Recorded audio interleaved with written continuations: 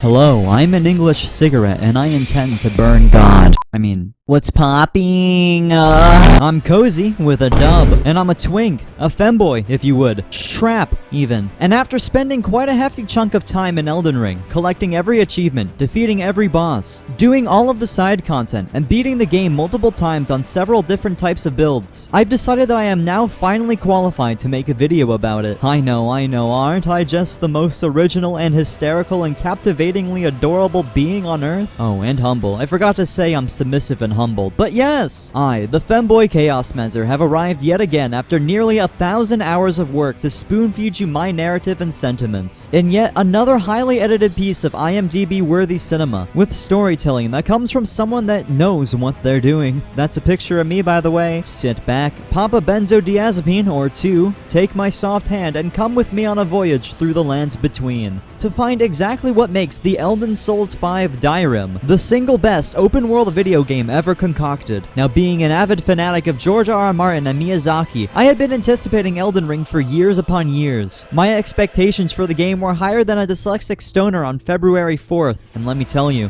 when the game dropped, it failed to deliver upon my expectations.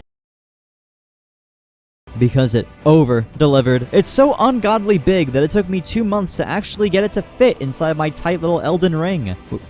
What I mean by that is that it took me 2 months to actually beat it. Then again, those months were busy.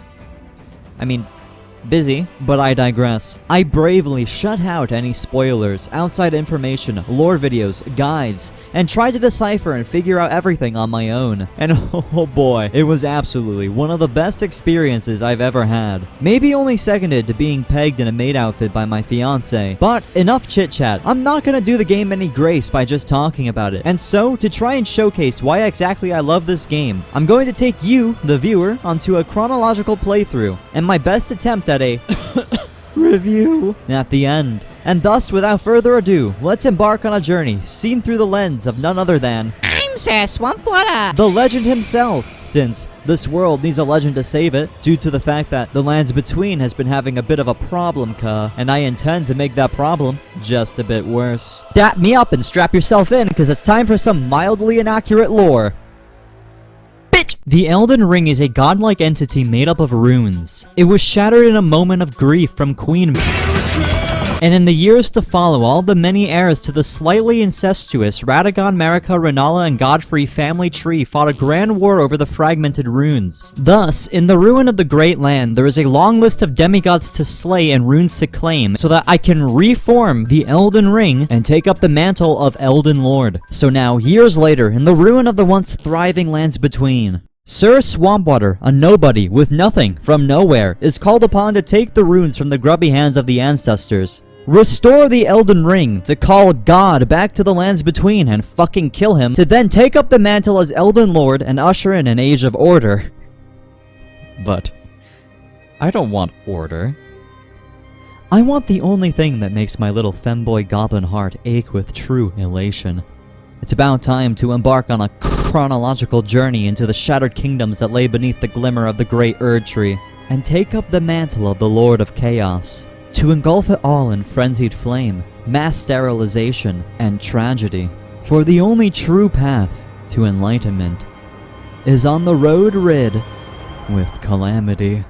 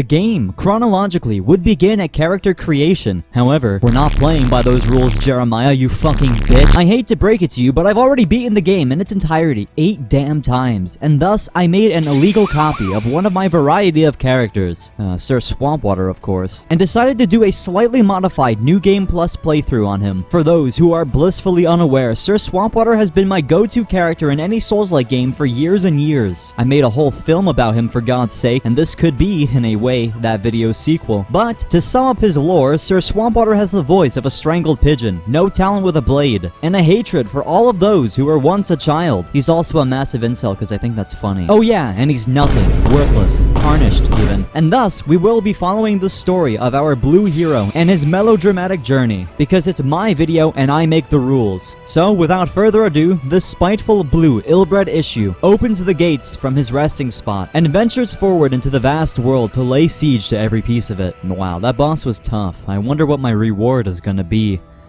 Oh. Elden Ring. Our grand story begins in Limgrave, home to golden trees, golden knights, golden grasses, and grafting body parts together.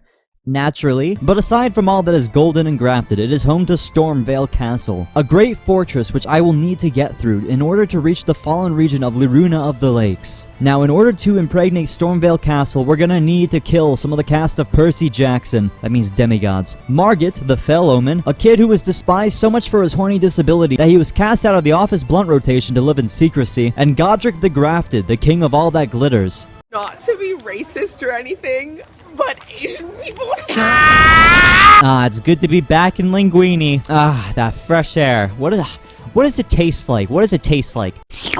Tastes like life. That's it. It tastes like life. You know the guy who calls me a virgin? Yeah, well, first order of business, I violently turn his spleen into a pocket pussy before doing anything else. Now with that task performed with absolute grace, I venture forward into the golden sea of Lyme disease with one intention in mind. I already do an absurd amount of damage thanks to my 2 huge halberds, but how fun would it be if I had 2 massive golden halberds? Yeah, you see this guy? He's a lot like the Jersey Shore in that he has a precious golden hunk, and I want to steal it. I'll have you know, I don't beat around the bush, but technically I do beat around the bush to kill him. So I go in there with the same intent that a killer has before they kill someone. That means that I want to send them to the afterlife. And so I do. Halberd acquired. Wow. However, it's going to need some reinforcement before it's actually viable to use. Luckily, there's a blacksmith in Liurnia of the Lakes, just past the King's Realm ruins on the road to the spooky Caria Manor. And this blacksmith sells somber smithing stones 1 through 4, which will be required to upgrade the weapon later on. Anyways, I head straight for the grassy hills that stretch beneath the massive Stormvale Castle, and rest at the bonfire. There, a woman named Malenia appears. Greetings, Tarnished. I am Helena. Might I ask your name? I'm Sir Swampwater. Very well, Sir Swamp of the House Water. Wilt thou take me to the Erd Tree and slay the cast of Greek mythology in exchange for this dear horse thing? And let your hand lay upon thy own, if only for a moment. Yeah. He cheerfully responded. Sir Swampwater then suddenly believed that this chick wanted his swamp dick. He certainly hesitated, but took her hand regardless. I know thou will be the perfect Tarnish to accompany. Now, good fortune to thee in the skirmishes with demigods to come. You're going to need it. Weak ass strength build. Huh? Only 5 minutes into the journey, much like real life, I've got myself 2 things to ride. A whore and a horse. With increased mobility, double jump, a woman, and no fucks to give, I have now nearly unlocked my full potential and can lay siege to Stormvale Castle. Holy shit! I relocate the screaming bastards around me to the grave and keep onward to a tunnel that leads to the inner corridors of Stormvale Castle's entrance and... You pin my pet to a tree. You cut him open with a knife. You push my child into a ditch. You knock over my freshly painted fence. And you dare come back here, lowly tarnished, in my kitchen, in my house.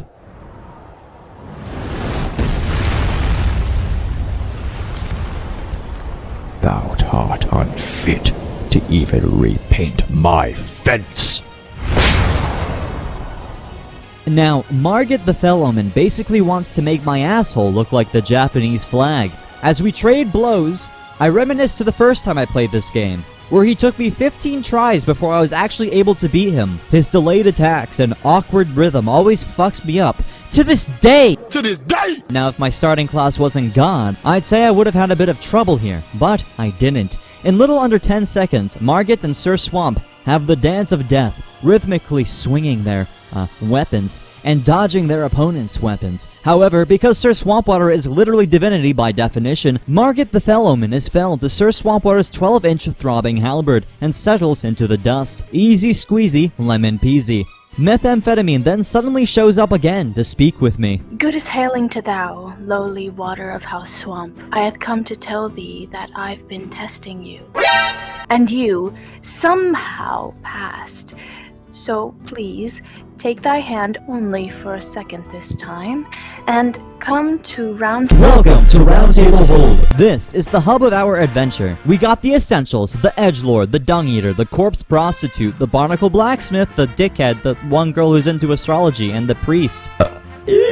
And some other ones, I don't fucking know. There's a lot of NPCs. That's it. I'm gonna say it. Normally, I'd stay and chat with all the NPCs and take my merry time. However, I don't want to linger here too long because, you see, I have grown to have a fear of not living the nomadic life. If I settle in one spot for too long, I'm afraid it'll end up like my current living situation, where my psycho roommate begins to ask questions such as, "Who are you?" And so, for fear of having the same arbitrary things happen to me in-game, I decided best to not linger here long and quickly disperse of the roundtable hold, and return to Limgrave. Because it's fucking Elden Ring, I decide to actually play the game a bit, and go around hopping in some catacombs, doing some dungeons, the one where Patches shows up and you hit him once and he's all like, No, stop, I'm a little bitch! Or the one where it's this massive fucking cart that chases you up and down the ramps and you have to maneuver away from them. And I even treaded down to Castle Moor and realized I now have multiple grafted greatswords for some fucking reason. I did some world bosses, I killed some bystanders, I died, I took in the beautiful scenery at every single twist and turn of the way, because that's the best part of Elden Ring. Getting on your goddamn horse, deer, getting on your mount and just getting out there fucking grazing the fields. You see a massive castle in the distance, you go for that castle, man. You see a cave on the side of a mountain, hey, shit, go inside of it. And all of it, every part of this massive map is shrouded over by the towering Erd Tree and golden capital of Leyndell, far, far away. Right when you get into Limgrave, you're thinking, man, I want to go to that tree. The exploration and the way that you are rewarded handsomely for exploring in this game is unmatched. There's absolutely no competition. Now, after dicking around in Limperdick for a while, I decided to stop getting sidetracked, for now, and actually return to my goal and continue up the slippery slope to the front gate of Stormvale Castle. Which is locked! Fuck! Luckily, some homeless guy tells me to take the back entrance instead, which seems kinda gay, but I opt out and tell him no. He says he'll notify the guards so that I can pass through the front gate entrance, and I'm like, alright, it's not like that, it's that big of a deal, man, it's just, oh. Hey, you guys are watching Bird Up.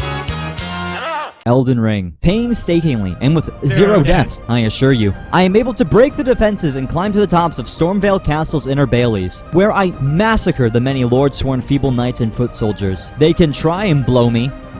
They can try and blow fire on me. They can try and gank me. They can try and do whatever they damn well please to me. But one thing's for certain, I am God, and they are not. Traversing the inner corridors, I took note of how they were so plentiful, how the battlements were so full of life. Though, a question plagued my mind with every step I took in Stormvale Castle. Could this be up dog? In the end, I can't say for certain. But what I can say for certain is that in the middle of my sightseeing and exploring, I was rudely interrupted by Godric the Grafted. more like Godric the... Godric the fucking easiest game in the boss. Now, Godric the Grafted is a much easier boss than Margit, and for good reason too. Margit is strategically placed to block your way and basically tells you in a not so subtle way to fuck off and go explore, whereas then Godric is like, fuck me please. Ooh. I will say though that when he screams and cuts off his arm and replaces it with a dragon head, it's all like, damn man, you're really dragging out this fight, huh? It's because of the dragon. Thanks, guys. Sir Swampwater has no cares in his mind, however, and he confronts this so-called lord of all that is golden. The battle, much like anyone under 5'10", is short and pathetic, and the Wish.com Tywin Lannister collapses to the ground. Sir Swamp don't fuck around, and Godric becomes Gonric within seconds and turns into compost for the Erdtree. Then, the priest dude who called the guards to open the gate for me stands over Godric's rotting remains, all like, rolled lol W, and steps all over him and shit. But Sir Swamp remembers how he opened those gates, how the arrows exploded, and this Blue Knight doesn't forget. This Blue Knight doesn't forgive, so he kills him. Elden Ring. And with that, I can now have access to the rest of Stormvale Castle and get an easier way to reach Liurnia of the Lakes that doesn't include platforming on a horse-steer horse. But wait, is this one of my messages? Oh, what does it say? Door ahead. Absolutely. I see no reason to disagree. With my dick throbbing, slipping out my skirt, and 2 deranged demigod cockheads scrambled and served for brunch on a golden platter, it was time for me to take my deicide-fueled crusade to the Liurnia of the Lakes. Nothing can stop me. Right. Elden Ring.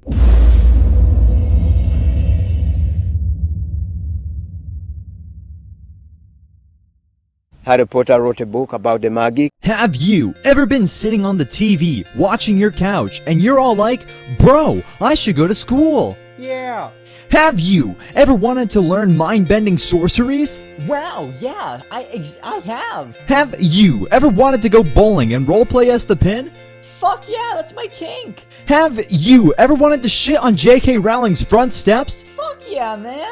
Do you want to be a fucking wizard, Harry? Yes, Hagrid. Then enroll in the Academy of Rhea Lucaria today. You know, what we provide is a streamlined and efficient way to carve out your future, essentially. You will not be the same person you were when you stepped into those doors. Yes, there are papers, there are books, there's classes and schedules, I think, but what we offer goes so far beyond that. We're a family, we're a community.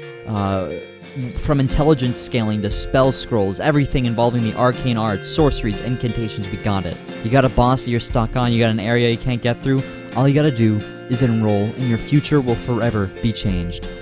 Rhea Lucaria, because it's more than an overtuned spell. Enroll today at rhealucaria.com. Hey yo, can I enroll if I'm a strength build that uses jump attacks and power stances everything? Ew, what the fuck? No. Whatever, this place is run down as fuck anyways. You can tell that this school got 3 bomb threats just this semester and none of them were anonymous. Anyways, after slaying a massive cockboy at a smaller Erdtree, I decided to sit down and teach you a little something about the world of Elden Ring that's pretty neat. You see, the concept of death itself doesn't actually exist within the lands between, but rather when someone or something perishes, it becomes a sort of compost for the Great Erdtree, which is why catacombs are always built near the roots of the Great Erdtree and usually around the smaller Erdtrees. I just thought that was a very fucking cool detail and just wanted to throw it in there. Anyways, the goal here in Liurnia of the Lakes is very simple. I need to get into the Magical Academy without enrollment and slay Queen Rennala. However, in order to access the Academy, I need a special key which can only be found behind a sleeping dragon in the flooded ruin of the Academy town. Otherwise, the door is sealed and the Academy cannot be accessed unless I have a scholarship which Sir Swampwater definitely does not have and definitely does not qualify for. And so I go into the swamps and head to where the dragon is sleeping. I try and sneak around as to not wake the dragon. However, he fucking wakes up and I didn't die. But what I did do is yoink that fucking key, Luigi. Afterwards, I returned to the sunken academy town that surrounds the Rhea Lucaria Academy. Now, with access to the Great Lift, I ascend it, all whilst being stood in the edgiest stands I could muster, and arrive at the front doors of the only place where you can learn to make your student debt magically disappear. And next to the mob, welcome to Rhea Lucaria Academy, home of arcane arts, potheads, Oh yeah. and most importantly, Queen Rennala of the Full Moon. Also bowling balls, lots of bowling balls, but we'll get to that one shortly. It's basically an Eldritch Hogwarts that's actually creative, and not created by a transphobe who writes like a 7th grader. Isn't that right, Ron? Yes, Ron ejaculated. It was in my best interest to run past the graveyards of those who have more pox than the entirety of colonial England, and keep my head forward to the great wheel that would raise me higher. However, the fucking dog just wouldn't leave me be, and honestly, it's just time for my hot take. Fuck Hitler. And fuck that dog, so I kill it and keep onward. Though, due to the fact that I was, and I quote, rainbowing out, I missed the wheel completely, and ended up summoning a master of gravity magic. Don't you just hate it when that happens? An arcane, an alien entity from beyond our worlds. I wonder how strong he's gonna Alright. Oh, nice. I got a somber Elden Ring. I take the wheel elevator, which is really easy to use. Thank you. Then leap with absolute grace onto the ledge, slaughter a scrawny man, and continue forth into the academy. It's here that a bunch of meth addicts begin to attack me with their psychotic arcane arts. Drat! I slay them all in an absolute showcase of my sheer power and will. Running through the academy, it becomes abundantly clear that the overall aesthetic and vibe of the surroundings has changed dramatically since Limgrave. We went from saturated yellow skies, knights sitting at camps, vast fields and hills, golden trees, ruined castles and towns, to a dark, blue, rainy magical land full of books, spells, dragons, lakes, and moonlight. It's honestly amazing how dramatically the aesthetic changes and how perfectly the region of Liurnia eases the player into it. As they go from the hills and swamps to the academy town and then to Raya Lucaria itself, I absolutely adore it. It's not mid as fuck, but you wanna know what is mid as fuck? Enter the Red Wolf of Radagon. Ready for this? Watch what I do here. Watch what I do here. It was basically Artorias' Sif, except less fun to kill. Sorry about that. Now, after that brief intermission, I am allowed to access the rest of the school, which is just dazzling. Off the side of the ruin I leap and onto a staircase. And fuck, I had no clue they knew bowling ball no jutsu. I'm so fucking good. Fortnite. Speaking of knights, I kill a knight, I kill the day, I fucked my ass, and now you are gay. And after that spiel, I transcended the elevator like an absolute king. I kept on forward, and inside was what I sought. The crown of Raya Lucaria, Queen Renala of the full moon. Alright, I'm walking in here, alright. Oh, it got a bit dark. Someone turned off the light. Oh, okay, all the candles went out. This is a bit strange. Hey demons, it's me. Your boy. What the fuck was that? Oh, ew. What the fuck? Ew, stop it. Literal ankle biter. Get the fuck out of here with that shit. Weird ass. What the fuck am I looking at now? Oh, Jesus Christ, there's another one? Oh my god. Oh my fucking god. Oh my fucking god. What are they looking at? What's up there? Oh, Jesus fucking Christ. I guess it's time for me to fuck shit up, yo. Yeah, that's what you get, bitch. That's what you fucking get, bitch. Yeah, that's right. Lay down. Lay down. Don't you fucking move towards your embryo. Yeah, that's right, Sir Swamp. Show her what's up. Show her what's up. You know your incel rage. What the fuck is that? What the fuck? The embryo's taking a space shit. What is that? It just inked. Why is there ink everywhere? Bro, I'm straight up not having a good time. Oh, Jesus Christ. Am I just gonna have to fight her in pitch darkness or something like that? Because that would absolutely... That is the most beautiful thing I've ever seen in my fucking life. I switch out to the edgy, quirky, wacky katana and go forward to fight Queen Renala. Why? Because I want to actually last longer than 3 seconds for once. I like this boss arena, okay? The halberds would just one-shot her, and I want to actually enjoy the beauty of this place. The spectacle of being in a moonstruck galaxy space room. It feels like I'm in a Universe Soda aquarium. The aesthetic is absolutely banging, and the whole academy and the entirety of Liurnia feels like it was building up to this one single moment, to this single fight. Much like the average American pharmacy, she sees me rolling around, hyperactive with a katana, and keeps throwing meth prescriptions at me. But I don't want your fucking Ritalin, bitch! She casts spells, laser beams, projectiles, and summons wild animals. However, it's all super easy to dodge. And in the end, none of it is enough to save her, for she crumbles to ash all the same. Legend Feld? You're goddamn right. Consider yourself manipulated. Thanks, guys. After defeating Renala, I have unlocked the ability to not only change my character's appearance, gender, and stats, but also the ability to chill in this cool-ass library, because now Renala is a friend, trademark. I personally don't need to change a thing, though, for Sir Swampwater is perfectly content with who he is. A beauty in his own right, much like the Academy of Raya Lucaria. A stark contrast to the previous region of Limgrave, not only in aesthetic, but in its climax. Stormvale Castle, built up to the climax with Godric the Grafted, a king fighting you with an axe and a dragon in a castle's courtyard. Classic medieval tropes tossed together for an epic battle of slightly disturbing proportions. Whereas in Raya Lucaria built up to a climax with a magical, gentle queen in space. The sights to behold, the bosses, and the build-ups to them are absolutely perfect. Aesthetic is the most important thing to me in any form of media that I consume, and so far, Limgrave and Liurnia both get an S+, for this shit is absolutely wicked. However, to get back on track, I decided to head north of the Academy to the King's Realm Ruins, which is basically Pedophile Park, simply due to the fact that old men pop in and out of existence and shoot stuff at you, and that makes me a bit uncomfortable. I have no interest in tangoing with those who already have their ass cheeks spread for the Grim Reaper scythe, and so I do a little jumpy trick and boom! Now, I can talk to E.G. the blacksmith, purchase as many somber smithing stones as I damn well please, and upgrade the golden halberd at last. Though, the blacksmith warns me of the Caelid manor, and tells me not to tread the path that leads to it, and so, I do exactly not that, and am bombarded by methamphetamine bombings. Damn it! I ride my steed with absolute grace and dodge these meth rockets better than any dare personnel, and finally manage to make it to the front gates of the ruined castle. Now, I've truly unlocked my full potential, with only a handful of smithing stones needed to reach maximum efficiency on this weapon too. I realize there's no time to spare, so instead of focusing on my main quest, I dip my head into the spooky Caelid manor to test my new halberd combination. The atmosphere changes yet again. The mood of the moonstruck ramshackle castle of yore slowly sinks its fangs into my very flesh, and I am suddenly immersed. As I tread the battlements, blue men rise from the ground and remind Sir Swampwater he's not the only one of chilly hue, but he cuts them down all the same, for his goal is much in line with my own. It's like the old saying goes, a road paved with shit intention leads only to good times and laughter, and good times and laughter was to be had until enter the Royal Knight. I reach the Royal Knight, who rides on horseback and casts spells. A very devious foe, a sort of combination of the two aesthetics of Limgrave and Liurnia, magic and knights, and frankly, he's very challenging. Now, with him slain, I have conquered the Caelid manor, and can talk to Princess Rani. However, I dislike ugly lollies, and already have like 3 Moonlight Greatswords. I'm sorry, I mean Dark Moon Greatswords. So I turn heel, mount my steed, slap my own ass to show dominance over my destiny, and with a deep breath, I begin riding to the next bastard who needs to be slain, off and away in the kingdom of Rot, General Radahn, conqueror of the stars.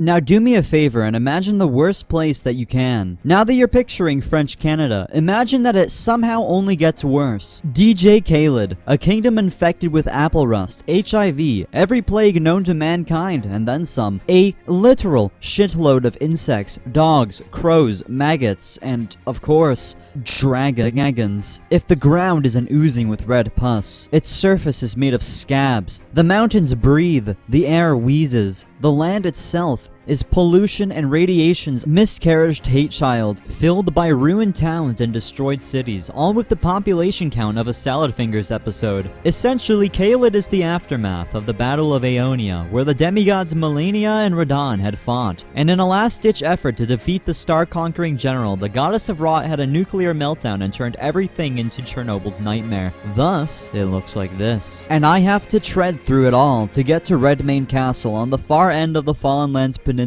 because there's a dope-ass party being thrown there to literally celebrate the concept of war, appropriately named the Radahn Festival, which is the party that I seek. They got vitamin gummies, mountain mix, Advil, Universe soda, lean, some oregano, probably a salad if you're really crazy. And listen, if you actually manage to make it to this shithole of a country, you just can't miss this party, bro. It's lit as frit. Here's how the last one went. Yo, this party's so fucking ballin'! Yeah, man, let's fuck! What? Sir Swampwater, however, was a bit lost. The elevation of Limgrave and awkward paths and roads all twisted and turned. It was like a goddamned labyrinth. But eventually the Blue Knight got a hang of it and was able to make progression towards the Red Kingdom. On one of the many roads that led from Limgrave into the Fallen Lands of Caelid, the best tourist attraction for those who want to turn their victimhoods into genuine trauma, I stumbled upon a pothead lodged in the dirt. Can someone around here please give my ass a rather intense shove? Like, I'm totally grounded here, not having a good time. Now, usually I am the one who takes something big to the ass, so I see absolutely no problem with desiring such a thing. And thus I give my bottom persona a switch and I ooh-woo his ass so hard he sprouts outward with the courage of a paralyzed skydiver. Yo, thanks for freeing me, man. Wanna buy some drugs?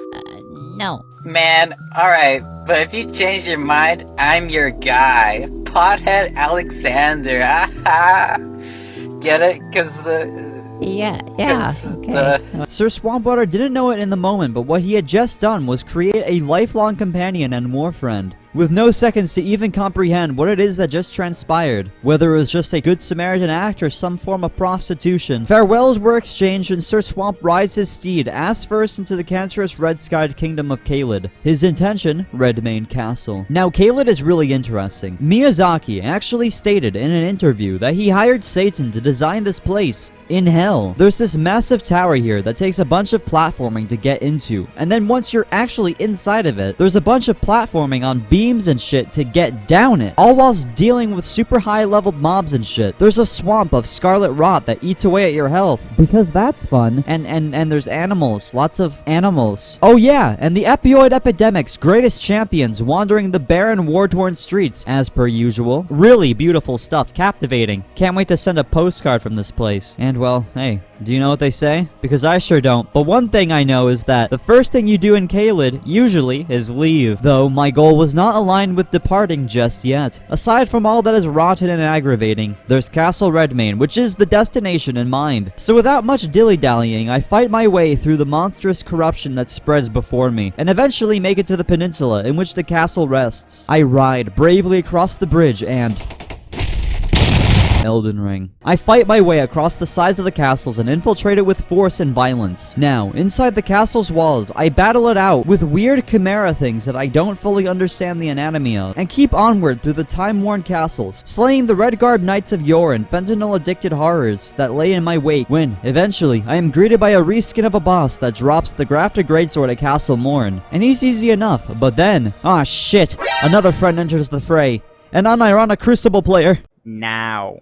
It's gonna be a god roll raid in flux.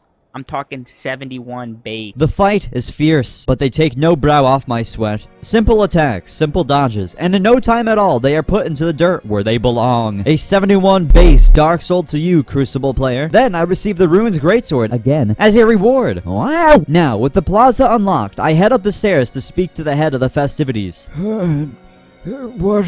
Who are you? I'm Sir Swampwater. You're... all right. Why are you here? How did you get in here? The gates? Okay, well, the party doesn't start until 10, you little ankle biter. It's 10 at night, you churl, not in the morning. Go away, come back later. Radon is napping and so am I, you goofy-ass strength build. You know I built this world, you fucking inadequate, strange person. I'm going to go back to sleep now. I don't even remember who you are. Okay. Sir Swampwater was apparently 12 hours early to the party, and so I needed to kill some time. To actually access the War Festival without talking to the worst character in the game, you need to walk around in Leyndell, and thus it was time for the Grand Lift of Dectus. Now, in order to progress, I'm going to need to find 2 treasures scattered across the world. And no, for once I'm not referring to Shukar and a lawyer, but rather 2 halves of a medallion, one in Limgrave and one in Caelid. And when put together and brought to the Grand Lift of Dectus way up north, you ascend the elevator and access Leyndell, the capital of the lands between. A massive open sprawling city at the foot of the Great Erdtree. Now, you could go through the Green Crystal Dungeon instead, but, you know, for once, I'm not really in the mood to be poisoned by bats who know Mongolian throat singing. And so, we go out to achieve the medallions. Being a submissive little slut, I think it goes without saying that I like to get fucked without mercy. However, Caelid does it a little bit too much. Traveling through the Rot Kingdom, it reminds me how absolutely brutal, yet astonishingly amazing this game is. Like, this place is going to hurt you. A lot. It's kinda notorious for that. But my brother in Christ, the sky is red, there are scabs on the ground, and the water gives you HIV. It's full of disgusting monsters and weird creatures. It's meant to hurt you. And again, it's such a dramatic contrast from Limgrave and Liurnia of the Lakes. And while it's red-tinted and full of horrors, it's all in the presence of the ever-towering Golden Erdtree, and full of flowers and beauty. It's beautiful despite hating you. I just wanted to say that with my voice to you, the viewer. I'm really good at public speaking. The aesthetic is really cool. Really makes you feel like you're in the newly created 8th Circle of Hell. So anyways, back to getting the 2 sides of the medallion. The first half is located here at Fort Faroth in the Dragon Barrow area in northern Caelid. While here, it is customary to gaze at the giant mountain that is oddly shaped like a dragon. Oh, it is a dragon. Holy fucking, you know, you can actually murder this massive dragon by standing at the Fort Faroth site of grace and continuously slapping its ass with a bleed weapon. With 1,000,000,001 souls, Sir Swamp heads into the dilapidated ruin of the once thriving Fort Faroth, now reduced to a flooded rat and bat orgy, and yoinks the first half of the medallion. With that half acquired, it was now off to the next fort, this one located in Limgrave near the eastern coast. Now, it took a lot of willpower to try and refrain from one-shotting the Pumpkinhead, but I did it anyway. Welcome to Fort Hate, and let me tell you, I dislike this place. One could even say I really don't like it. I despise it, even. But either way, I speedrun throughout Fort Hate, through the rat bastards, and get to the ladder, and climb it, as one tends to do with a ladder, and claim the second half of the elevator's medallion. Now, with both halves in possession, in order to access the Grand Lift of Dectus all the way up here, it's time for a little trick. If you go to the Academy front gate, and use the northern door, it will teleport you to the cliffside adjacent to it. This has been Kozy's Elden Tip of the Week. Fuck you. Continuing forward and dodging any responsibility and or arrows, I swiftly move past all the Cucknights, literally what they're called, and then make it to the Grand Lift of Dectus. I rest at the Grace and then move towards the elevator and raise the medallion above my head. I then ascend the Grand Lift and now have access to the golden region of Leyndell. However, my quest does not take me here just yet, and so Sir Swamp returns to Redmane Castle and arrives just in time for the festival to begin. Around in the yard are many champions from across the lands between, including the pothead that I saved earlier. Yo, this festival is totally wicked, yo. I'm stoked for this party, yo.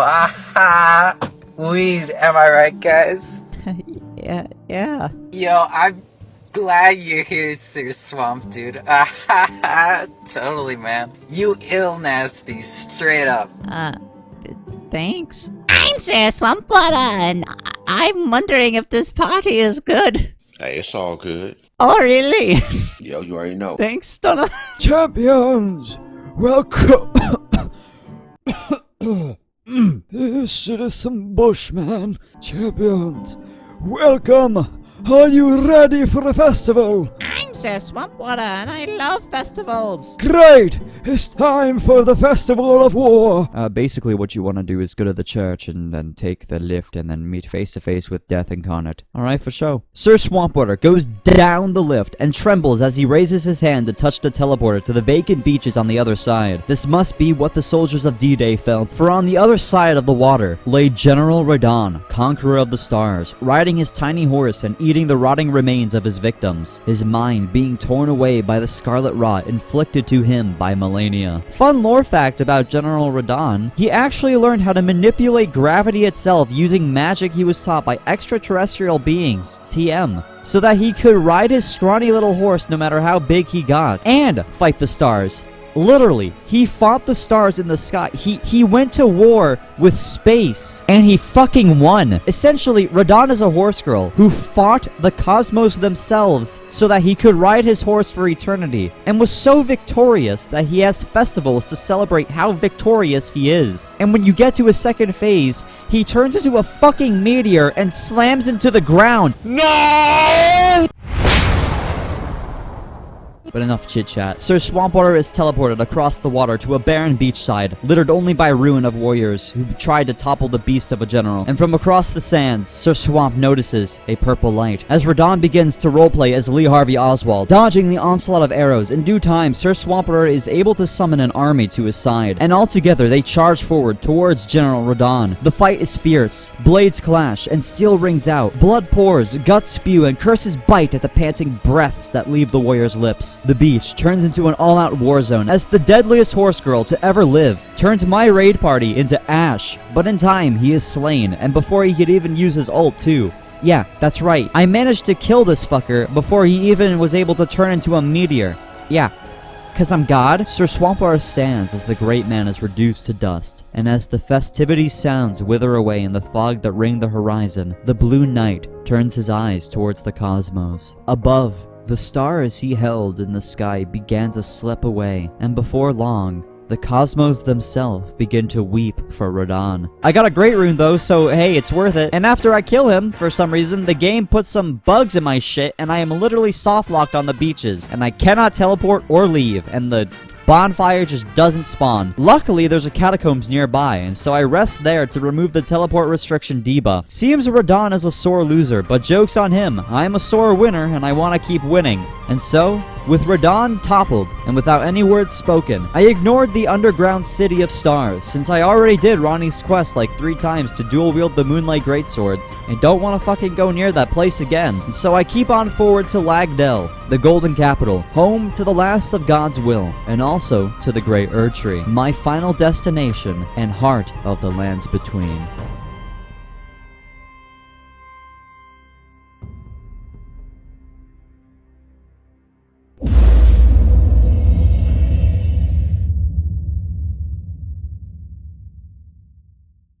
Okay, I'll admit it. I lied. The elevated area of gold that surrounds the royal capital is known as the Altus Plateau, which is every dyslexic person's worst fucking nightmare, because they all think that it's Atlas Plate or something like that. But regardless, there's lots of goodies around here that just can't go unnoticed. For instance, how about we take a quick pit stop at the village of Windmills? The village of Windmills, appropriately named the Windmill Village because of it's a wonder how they came up with such a name. However, upon reaching this strange town, I'm sure even the most undisputably stupid people on Earth would be able to tell that there is a very clear issue with this Windmill Village. The people who live here are happy. Too happy. Sir Swampwater is already angered at sighting even momentary joy. He angrily continues into the pink-hued floral village as its peoples laughed and moved all about without end, as if stuck in a daze, trapped in a spell. It was then he realized that they were all enthralled by dance. Now, I've seen some people say that they don't know what George R.R. Martin even gave for FromSoft to work with. But it's examples like this found in the world and its makeup that spell that out pretty clear. If you have more than 3 fucking brain cells, you would know that George R.R. Martin is very popular for taking inspiration from history for the things that he writes. Take A Song of Ice and Fire, for example, a massive scaled and highly detailed war for the crown of 7 kingdoms, which was sparked by the initial conflicts of the houses Stark and Lannister, which is awfully similar to a massive war in the 15th century for the crown of the 7 kingdoms of England, sparked by the conflicts of the house of York and Lancaster. Of course, one didn't get a shit adaptation, but I digress. From Hadrian's Wall to the Black Dinner of Clan Douglas, etc., George R.R. Martin heavily relies on history as inspiration to craft dynamic settings and events, and it shows not only in his novels but also in Elden Ring, especially in Elden Ring, from character naming patterns to placement of locations and to a heap of other areas, but I'll touch more on that later. It's clear that the inspiration for the small missable area of the Altus Plateau were the European dancing plagues. If you aren't already aware, dancing plagues were actually somewhat of a common recorded epidemic that sprouted across Europe ever since first being documented in 1021. But the most notorious was the dancing plague of Strasbourg in 1518. As per usual, it started with a woman dancing, and then someone joined her, then some more people joined her, and then there was a crowd, and they just wouldn't stop dancing. Matter of fact, they couldn't stop dancing. Soon enough, hundreds of people were dancing non-stop all day, every day. No eating, no drinking, no sleeping. Just dancing with glassy eyes and bloodied shoes. Weeks and weeks of people keeling over and dying to literally dancing. Mass hysteria spreading like a pox. Those who became affected literally losing control of their bodies as they were danced to the grave. Pretty much like a mass dancing possession. And so, how did the nobles react to such a dramatic situation taking Strasbourg by storm? Well, it went a little bit like this. You bastard! Sire! Sire, you bastard! Everyone in Strasbourg is literally cursed and dancing to death. What do we do? I say we bring in some fucking tunes. You bastard, that's fucking brilliant! And so they hired bards and turned this dancing plague into a festival, which made it even more grim, as now people were falling dead to chipper tunes and celebration as the nobles cooked up another great idea. You bastard! Sire! I don't think the music is helping. The dancing plague is spreading even more, sire. That's interesting. I thought it would work. I've got it. Let's make them repent against their will to a random fucking saint. You bastard, that's brilliant. And so they restrained those who danced and brought them to altars to try and rid themselves of this dancing curse. Eventually, the people who didn't die to the mass dancing mania regained control of their bodies, and the dancing plague of 1518 subsided with many casualties. Luckily, no dancing plagues or anything of that dramatic sort had been documented since 1536. Until now. Here, in the Windmill Village... Fuck. Here, in the Windmill Village, we are experiencing firsthand the dancing plague of 2022. People are driven mad. They lose control of their bodies and dance with great delight to the vacant sounds of nature and the symphony of lunacy's laughter. Sir Swampwater eerily walks through the grubby town. It's off-putting, downright creepy, and to be honest, bro, I'm straight up not having a good time. And the higher he gets into the village, the less they laugh. Until all laughter is silenced, and he is in the farm field outside of one of the massive windmills at the top of the hill, and finds himself face to face with a godskin apostle, with lunatics praying around them. The two dish it out, rolls and jumps, slashes and bashes, crashes and mashes, and masses being attended, flashing their cocks for clout. A fight worthy of world star hip-hop, but then the black fire appears, and Sir Swamp knows he is in trouble.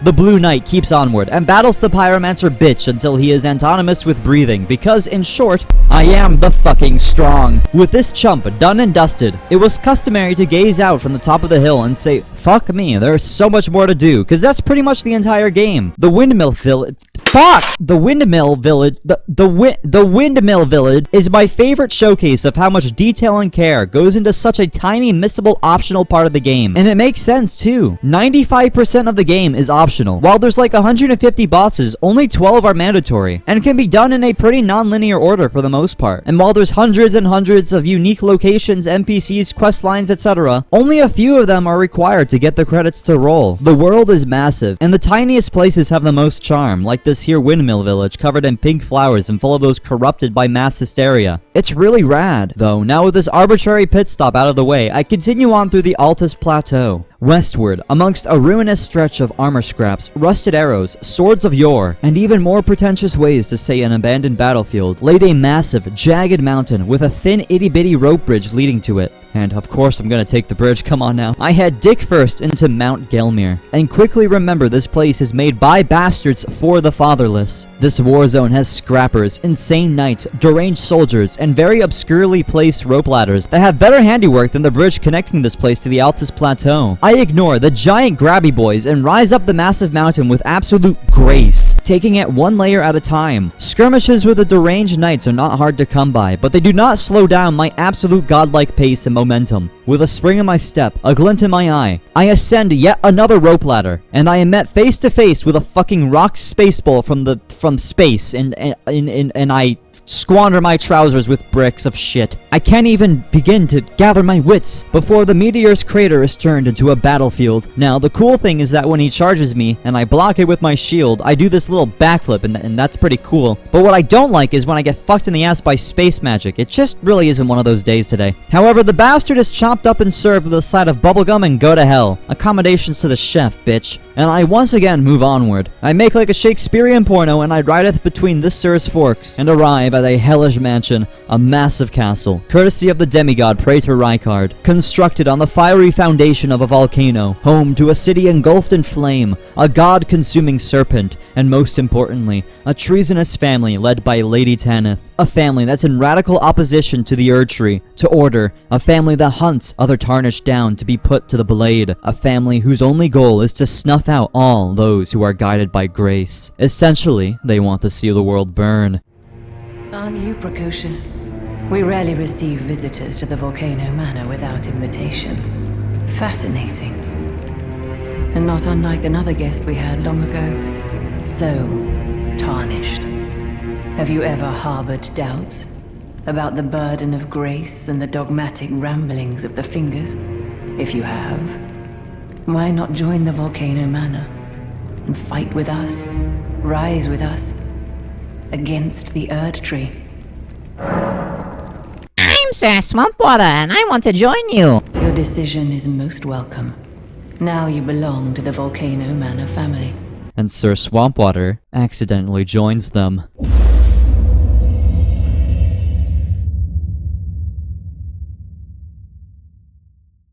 The Volcano Manor exists solely as a way to radicalize Tarnished and teach them to use the political compass as an elevator. This means slaying any and all who oppose your wickedly sick chaos worldview imposed to you by threatening atmosphere and death threats. Now, personally, I'm all for chaos, but Sir Swampwater had some doubts, especially when seeing the snake statues, which reminded him not only of phallic-shaped entities, but of a very specific something that made him a bit uncomfortable. Though, for once, he had a thought, and it tickled. He realized the Erd Tree was really fucking bright, and, as if out of nowhere, he suddenly didn't care if it were to disappear. And so, he decided he was on board. These guys had cool masks anyway, they gotta have something going for them. Our Blue Knight was instructed to meet with the rest of the office down the hall, and he did just that. Have you ever heard any strange sounds here at the manor? Something beyond the walls?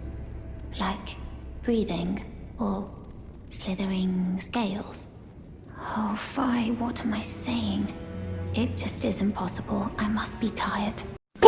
That shit is bananas. Now, serpents in the wall certainly tickle Sir Swampwater's fancy, in that he is absolutely terrified of such a notion. He decided to not ponder it any longer, and took the note waiting for him on the dining tables, which had a map marker and a name, his first assignment from the family to prove his worth. Old Knight Istvan, an elderly man in scaled armor, down in the saturated kingdom of Limgrave, right near the gates of Stormvale Castle. He didn't need anything other than a name and a location. Reasonings and logic were out the window. Sir Swamp was radicalized TM, and it was time to spill some blood. Knowing Sir Swampwater's long history of being disrespected by his brothers in a past life, there was suddenly a surreal comfort to be found in bonding over slaying innocents together. He wondered if this was really what a family was like, and set out on his first mission, riding his steed to the storm hills of Limgrave. He rode through the rain-scented fields and across knee-high grasses, grazing the hills surrounded by rubble and age-tainted stone, when he spotted the red sign, sticking out like a sore thumb. Upon the invasion's notice, Old Knight Esfand was surprised to see Sir Swampwater arrive from the thin air, but he didn't waste any time and charged the blue bitch of a sun regardless. With an infused blade, the two traded blows, and Sir Swamp was shocked to see the gravitational magic that the old knight possessed. He rolled and reflected a blow back to Istvan, sending him into a daze, and as the old man attempted to strike, Sir Swamp bashed his skull in. Istvan retreats to heal, and our hero does the same. Sir Swamp is baited by a missed jump attack, and is pulled into a gravity spell, where he is almost struck again, but manages to get away. The two trade blows, and as Istvan charges his final attack, Sir Swamp counters, and in one final swing, the life slips from the old knight's body, and he is reduced to ash. And you know, honestly, after fighting this old man, I feel a bit like, I just wish that someone would try and catch me lacking, because I have a black belt in kicking ass. Now who wants to try? Sir Swampwater makes haste to return to the Volcano Manor and speaks with Lady Tanith, excited after his first assignment being completed. But she's not there? For some oh, of course. She's fucking Houdini. But what about the big guy? Oh, hey. Okay, alright, cool. With that spectacular magic show concluded, Sir Swampwater kneels before Lady Tanith, and the masked woman of the house speaks. You've completed your task. Now you are a recusant true, and a full-fledged member of the Volcano Manor. I am pleased to have you on our side. This is your reward, as promised. Wow, that shit sucks. Sir Swampwater's heart aches with hearing words of praise for the first time in his pitiful, blue-faced incel life. With glee, he runs like a happy child to the meeting room once again, but catches sight of someone hiding in the far end of the halls, decorated with red candles and portraits of the flaming Erd Tree. Someone please kill him. You're tarnished, here to put the demigods to the sword. Then please, kill the great serpent, the one that devoured Praetor Rykard. I left the serpent-slaying spear in the Lord's chamber, worthy tarnished. Brandish the spear and run him through the great serpent. That unspeakable monstrosity.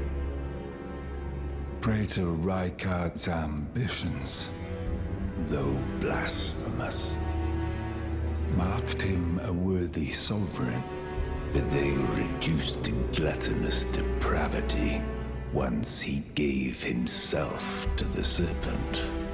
Whatever that thing is, it is no longer Praetor Rykard. Someone must kill him to spare him and his ambitions.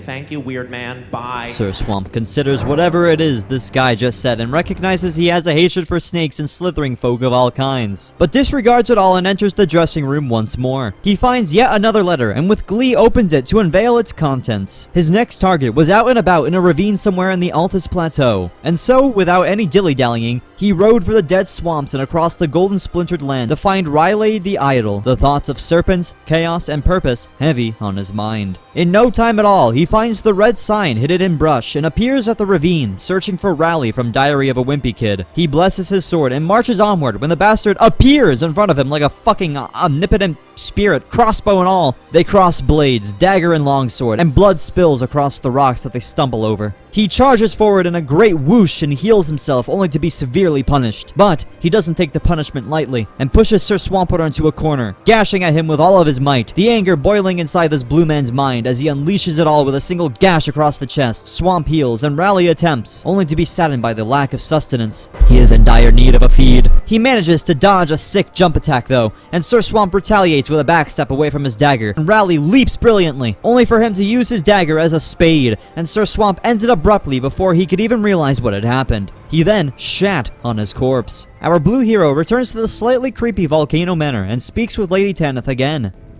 I see you've performed another task for us. Here is your usual reward. Please, take it. Now, perhaps the time has come to tell you of the true ruler of this manor, Lord Rykard. The Erd Tree blessed the Tarnished with grace, but it was all too meager in the face of the enormity of their task. The Tarnished were forced to scavenge, squabbling for crumbs, like the Shard Bearers vying for power in the wake of the Shattering. Our Lord, indignant, has refused to scurry about, fighting over what miserly scraps they allow us. If the Erd Tree, and indeed the very gods, would debase us so, then we are willing to raise the banner of resistance, even if it means heresy. We at the Volcano Manor, under Lord Rykard, have sworn no rest until it is done. If you follow this heroic path, one day the Lord will see you. The Lord's visits with our champions are always a spectacle. It cannot come a day too soon. He ponders the words and wonders if this lady had a point. The first time he'd ever thought if a woman had a point in his entire incel life. Sir Swampwater walks back to the dressing rooms when, oh, what the fuck are you? It was then, staring at the serpent daughter of Lady Tanith, that he decided, you know what? Fuck this. I'm out. He took that serpent's words to heart and took to the walls, where he found an illusion beside a corpse. The best place to find it. Inside, a snail was there to greet him. Hi. The Blue Knight continued into the weird passages inside, fear slithering throughout his body. Serpents, serpents, serpents. And after traveling through the hidden corridors of the manor for what felt like an eon, he reaches an empty scarlet church. Desperate to escape, Sir Swampwater puts all of his might into opening the doors and is met with a city completely engulfed by anguish in the flames of an active volcano. He decided to forget the family, to not give a shit what they give him, because snakes are fucking weird enough. But to this incel knight, a snake is bad, but a snake woman is where he draws the fucking line. And just as a fourth wall break power move, to show that I don't need to do this final assignment, that being Juno Hoslow, Knight of Blood, I decided to throw on his armor and dual wield the Malekith's blade. Because fuck you, Volcano Manor. That's why. I am not doing the Volcano dungeon. He then set out to get the head of Lord Rykard, the founder of this castle, and the deicide-fueled god-eating serpent that consumed him. Now, I know how easy it is to skip this entire zone and just leap off the side and walk around in the lava, but instead, I opt out to actually play the game. I fight the Omen Slayer and many other foes who chose to pick a battle with me as I traverse the fiery gothic castle town, slowly sinking into the lava. Again, yet again, there's another dramatic aesthetic shift. You go from the golden hills and floral battlegrounds of the Altus Plateau, at the foot of the great Erd Tree, showered in the glittering light of the massive godlike ruins, to a gothic, smoky, dark, ember-littered castle full of secrets and snakes. Oh yeah, and the guys who yell a lot and come when you kill them. And it's not like a sudden out of nowhere shift in aesthetic either. You have to ride from the outskirts of the royal capital to Mount Gelmir and climb the spiky mountains, facing many foes as the sky slowly shifts and the world becomes more vacant and ramshackled, all leading up to the red of the manor, and finally the lava-flooded city all around it. And to think, this entire zone is a secret hidden zone. Yeah, most people don't even come near this place. It's just another optional area, and I fucking love that. Well, when we talk technicality, pretty much every area of the game is optional. But it's the hidden gems like this that I mean when I say optional. The cages hanging around in the air, the pointed roofs, the cast iron gates and spiked walls, the snakes, and of course, Lady Tanith and the Volcano Manor's family, the Elden Ring equivalent of the Dark Brotherhood, except it's good, giving you assignments to assassinate people across the world for goods and rewards, or the option to betray them and slay the serpent instead, as the man in the hallway begs you to. It's amazing how much depth, lore, and interesting concepts, aesthetics, storylines, and treasures are in this secret zone, and amazing how well all of it is hidden. But enough about that, it's time to ascend the motherfucking ladder. I meant elevator. Sir Swampwater teaches some moves like dish to the monk on the stairs and guts him with no remorse. And then, without even lowering the bridge, he continues into the fiery snake-headed chapel. When, out of nowhere, an American appears! Drat! And he's got the rapier too! Monsieur! They begin to trade blows, and blood spills across the holy room's carpets as the braziers are shattered and the candles are toppled. After a heal and some fireballs, the American gets lit! And shit starts to go down, compadre. As in, he turns into a fucking wheel? The only person to ever have type 3 diabetes topples Sir Swampwater to the ground in a really bad drive-by. But it is not enough to destroy his ambition. The fight continues, and the Song of Swords clashing continues to sing onward. After one slash, Sir Swamp is nearly skull-fucked to oblivion as the rapier combo catches him in the face about 1,000,000,001 fucking times. It's not looking too good, but I'm gonna be the fucking Pirate King, bitch! And with that, the American politician is slain. Too fucking easy. He keeps onward into the Volcano dungeon and even picks a fight with a grabby boy on the beach side of a lava lake. Cause, why not? Then, within the castle's halls once more, he begins to slay the serpents one at a time, his heart pumping out of his chest as their slithery scales slop to the floor one at a time. It was only when he reached the massive ceremonial room did his fear of snakes grow 20 times worse, when he was met face to face with the ball sack wizard snake. Why? Why are you here? How are you born? He slays him all the same, but admittedly threw up some Estus in his mouth after that display. With only one direction left to go, Sir Swampwater heads out onto the balcony that overlooked the fiery ocean and reaches his hand forward to the mysterious teleporter. Aw, hell nah, it's a fuck this. Sir Swampwater commits a sin and does a Shadow Clone no jutsu. He buffs himself multiple times, wields the fully upgraded Serpent Hunter, which is the only weapon that can be used against this boss, and with quivering steps and shaky breaths, walks towards the great god-eating serpent. The battle is fierce, but the Hydra is no match for the Serpent Hunters and literally dies in like 10 seconds. Wow, that was underwhelming.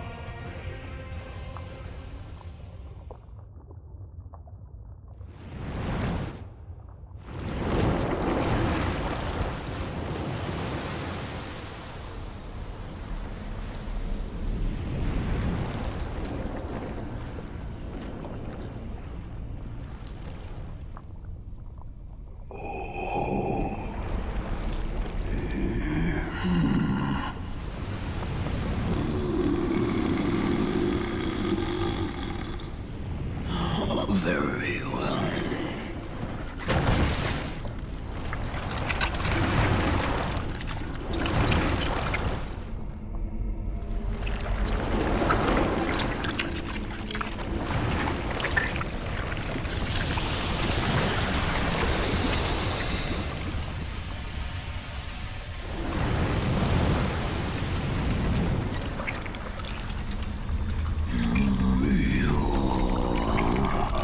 Join myself and King as family. Together we will devour the very god. Hey yo, what the fuck? Enter Praetor Rykard, the founder of the Volcano Manor, of the castle itself, turned into a snake demon god fucking Lovecraft's nightmare thing. The two Sir Swampwaters begin to strike him with ease, their skin crawling, fear in their wide eyes, and he dodges the snakeheads with ease and perfection. However, the Great Blade of Organs gives our Blue Knight a bit of trouble, though in the end, the overpowered ass serpent hunter that the man in the hall left for me is enough to topple the great beast of a demigod. Now, in the Caverns of Chandeliers, or whatever the fuck this place is, Sir Swampwater switches his outfit once more, back to his usual garb, and wields the sickest halberds in the game yet again, and decides, you know what, maybe the snake family just isn't for me. But he considered the ideologies, considered the chaos. Maybe it wasn't right for this Blue Knight to become Elden Lord. Maybe there shouldn't even be an Elden Lord at all. He wondered if there were any alternatives. He thought to Malenia, and wondered what it would be she'd say if he proposed such a thing. Regardless, Sir Swampwater set out from the Gothic ruins, now abandoned after the defeat of Lord Rykard, and continued onward to the great golden capital of Leyndell. His intentions muddy and murky, like the water of a swamp. It's because his name is Sir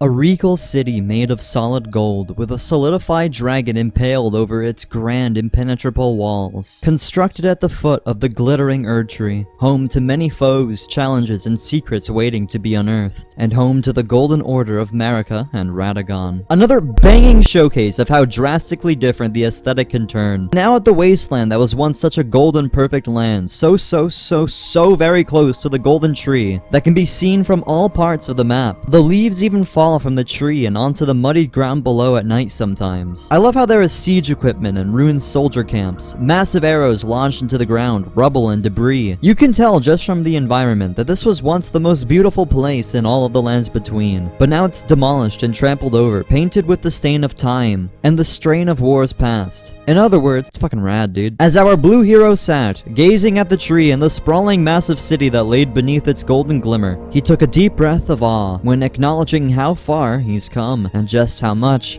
is left. Malenia then appeared to Sir Swampwater again at a sight of grace just outside the walls of the capital. The Erd Tree. It's so very close. Just a mile or so, and the accord will be fulfilled. You know, I was born at the bottom of the Great Erd. I'm Sir Swampwater. Yes, you are. We're approaching the capital, and I must bid thee a warning. Do not tread the underground, for such is home to the 3 fingers of frenzied flame. Thou cannot speak to them. Why? If you but approach them, all life in the lands between would be cursed till the end of eternity. Dost thou truly wish to see a world without birth? A world engulfed in embers, death, and anarchy? Would that be the type of world worth ruling as a lord? Dost thou really wish to cast me aside after the accord we had made? I'm Sir Swampwater, and you want my dick, don't you? No! What's to the fuck? Thou art being rather queer, awkward, socially inept even. I do not wish for anything of the sort. We had one agreement, and that was you killing demigods and getting to that tree. All right? These are some bad sneakers. You're playing hard to get? No, not at all. Thou genes are unfit. Too much chlorine in thou gene pool. Genes? Oh, so you just don't want kids, is that it? What? No, you're not. I'm Sir Swampwater, and I often masturbate to the thought of my own death. What are you saying? Sir Swampwater stood from the grace with newfound heart and glee. He believed, truly believed that Malenia was infatuated with his utter beauty, and is held back tragically because she doesn't want kids. And so, in his twisted mind, mass sterilization is the only answer. Duh! And not to mention, in bringing an age of chaos, there'd be no order, no Erd Tree. Kinda probably in line with what Sir Swampwater was led to believe in the Volcano Manor. What our Blue Knight didn't know was that condoms existed, and because of that lack of critical knowledge, he was about to not only become the god of chaos, but also the world's biggest incel. With each step he took forward, he grew more and more twisted. Please, pray for him. He needs it. Anyways, when I was walking through the woods, I was cursed with death, which fills your death gauge up until it's full of death, which then makes you die. Luckily, however, before the death gauge was filled up with death, causing me to, experience death, I was able to rest at a site of grace, which was supposed to get rid of the debuff, but instead it decided to... Elden Ring. But despite all that, I kept on forward. On the way to the back entrance to Leyndell, I found myself killing a giant. Wow, wow, wow. Then, deep in the woods, as the clouds rolled over the sky and gray overtook the gold-tinted grasses, a knight rode out on a powerful steed, clad in brilliant armor with a massive axe and shield. I had immediate PTSD to the Dragon Slayer armor, but I did not let it get the better of me. The rain pitter-pattered against the steel of the knight's armor as Sir Swampwater, with both halberds in his sweaty palms, ran forward with a burning hatred, and the two commenced in a duel. They slashed and gashed, bashed and gnashed, lightning exploded here, blood splattering there. His horse was shooting fireballs, like fucking fireballs, like Sasuke-ass fireball no jutsu type shit. It was a brutal exchange of two knights, one magical and brilliant, riding Sasuke Uchi horse, the other feeble and stupid, and against all odds, it was the latter who came out on top. With sweat beading the blue man's brow, Sir Swampwater partied like a Nazi on January 6th and stormed the capital. Now, if you're a loser, I'm sure you've already been able to tell. I don't have the best computer on Earth. I don't exactly work for NASA anymore, because nowadays, you can't just call government agencies and warn them of Light Sam's multiversal scale fungal laughter infection, and how he wants to turn the sodas of our universes into fungus treats.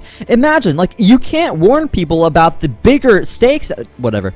Never mind. Long story short, I don't work for NASA. I'm not loaded, and so I don't got the best personal desktop device in the world. When not recording, the game runs fine at medium graphics and it never dips or freezes or anything like that. But recording it, that's a whole different story, my son. And Leyndell made sure to remind me that I do not in fact work for NASA or have access to NASA equipment. The moment I stepped out to the battlements, home to the tinnitus-inducing Canadian statues who incessantly blow their godforsaken trumpets, I realized it was going to be choppier than a trained martial artist swimming in a tsunami. And so I ran and did a little bit of a skip, and then boom, bonfire lit. See, it's easy. Oh, Melanin, what'd it do? Sir Swampwater, thou have taken me far enough. Thank you. I can go on my own now. I'm Sir Swampwater, and where are the 3 fingers that cause mass sterilization? No, stop. Listen, you can't. Sir Swampwater, do not you dare step foot in the sewers. If you do, thou wilt never see me again. I know that you love me. What is the fuck? So the sewers, alrighty? Okay, listen. Up ahead, past the ruins and the roots, is Margod, the Omen King. If thou promises to me that thou wilt steer us clearest of the 3 fingers, I shall accompany thee on a single date to breach the Erd Tree. Is that an alright compromise? He pondered it. Sure. She disappears again, and he is left to his own to ponder. Sir Swampwater treads to the capital with excellent pace. He dodges the large domesticated man-child, does some crazy Matrix shit, and dodges all the arrows fired at him from the Golden Order Knights, and ascends up the petrified dragon's wing, so massive that it takes up a large fraction of the city. Like, this right here is so fucking cool. You're climbing up the remains of a petrified, massive, giant dragon's corpse. Anyways, Sir Swampwater continues onward, and begins climbing up roots like a Jack and the Beanstalk Rule 34 artwork, as the fungus man attacked me, and I dodged them perfectly from every swing of their fungal blades, cursed by Light Sam's joke. I am then suddenly face to face with a wide open room and quiet, peaceful ambiance. Wait, what the fuck? Godfrey? The ghost. Ooh. Hey Morty, I turned myself into a ghost. I'm Ghost Godfrey. I'm sorry, that's not funny. Alright. So, what's the lore? Right, okay, so this is the guy that simultaneously accidentally entered into a gay marriage and was then cucked because his spouse is 2 people that fucked each other. Right. I bet when Marika was banging Radagon, she totally ghosted him. Thank you guys. Oh, now the trick to Godfrey, the first Elden Lord, is to hit him a lot with your weapon and to dodge his attacks that he does with his weapon. And if you follow those steps, his health bar should lower to the point of death. I slay the ghost, and he goes to hell for the rest of his life. Now, we'll be seeing Godfrey again in the future, but for now, he's just a little thorn in the side, a Red Wolf of Radagon type beat, if you would. Without further ado, like literally right outside, it's on to a rematch with the first boss in the entire fucking game, Morgott the Omen King. King alert! King alert! Yeah, that's right. What, you jealous? He's a king now, cuh. Like, look at this dub. He went from the Fell Omen to the Omen King. And he wants Sir Swampwater to kneel. But joke's on him. Sir Swampwater will never kneel, unless it's to suckle on Eric Andre's nectar. Thankest thou for summoning me, Sir Swampwater of the house. Oh my god. I'm Sir Swampwater, follow me! Enter Morgoth the Omen King. Now, apparently, Morgoth was still angry about earlier and deemed himself fit to be a king. He's so mad he even circumcised his own stick, revealing a sword underneath. Huh? Interesting. Minnesota and Sir Swampwater were gonna ensure that this Omen King was toasted and left for the roots of the Erdtree to consume. They rushed into battle, and even though he was twirling and jumping all around, he was simply no match. He even made it rain swords, and it wasn't enough. Every attack he made missed by a long shot until Sir Swampwater was impaled. And as he was thrown aside, he turned his eyes onto Malenia. Now, the blue incel knight didn't want to squander the one chance he had at some pussy, and thus, with a burning hatred, he slew Morgoth then and there to try and protect Malenia, who is actually way stronger than Sir Swampwater and doesn't want anything to do with him. Afterwards, Melanocyte turns into a fucking plant. You know, this type of behavior, I would classify it as treason. Thanks, guys. Sir Swampwater attempts to breach the roots, only for the tree to be locked. Drat! I hate when that happens. Why can't you just let me inside? I'm completely normal. Just let me in the tree. You want to see me again for another date, right? Sir Swamp, I wasn't aware the tree would be sealed by such thorns. I simply wish to enter for you to slay the god within, and thus I'd like to make one final addition to your quest. Take this medallion, bring it to the Lift of Rold, and go to the mountaintops of the giants. There we'll use the great fire giant's cauldron of yore, and I will use myself as kindling to burn the Erdtree. And you want to burn yourself? You'd be gone? Yes, it is necessary for you to enter the Erdtree and become Elden Lord. It is necessary for order, even if you are the only tarnish strong enough to do it. You, of all of them, an ill-bred, spiteful problem. Someone must do it. Oh, and one more thing. I thought you were so insolent and evil. I was growing worried of being at your side. Thank you for not going to the Three Fingers. Right! The sewers! I have to go to the sewers! No! He stood, short of breath, confusion enveloping his numbskull. He was beginning to care less and less about who wants whose dick, and more about the concept of having her burn herself alive as kindling to breach a goddamn tree. It wasn't that he exactly cared for her, but the fact that she accompanied him when no one else had. The Blue Knight realized then that he had a heart, and thus, Sir Swampwater turns his head to the sewers of Leyndell. Hidden deep beneath the Erdtree, a twisted maze of muck and sadness crumbled together on the bottom side of the royal golden city. For now his intentions were clear as day. He didn't care for the right to be Elden Lord or an Age of Order. All he wanted now was to make Malenia leave his side, as to not burn herself for him, to save her and to bring an end to order. What better ending could Sir Swampwater wish to achieve? And so, without any words spoken, the Blue Knight heads for the underground, and for the last time in his pitiful life, walks in the light.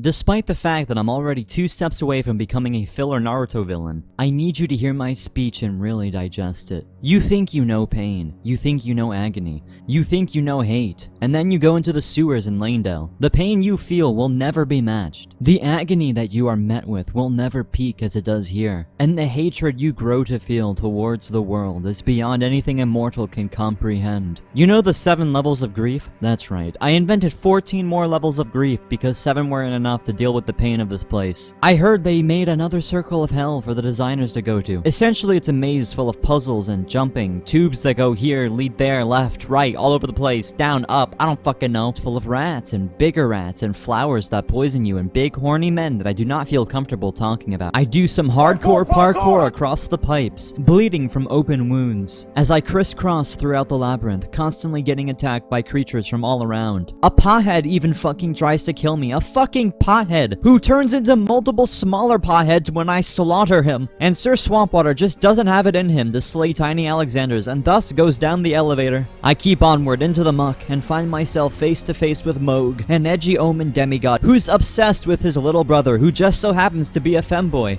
Well, it's a good thing I'm not a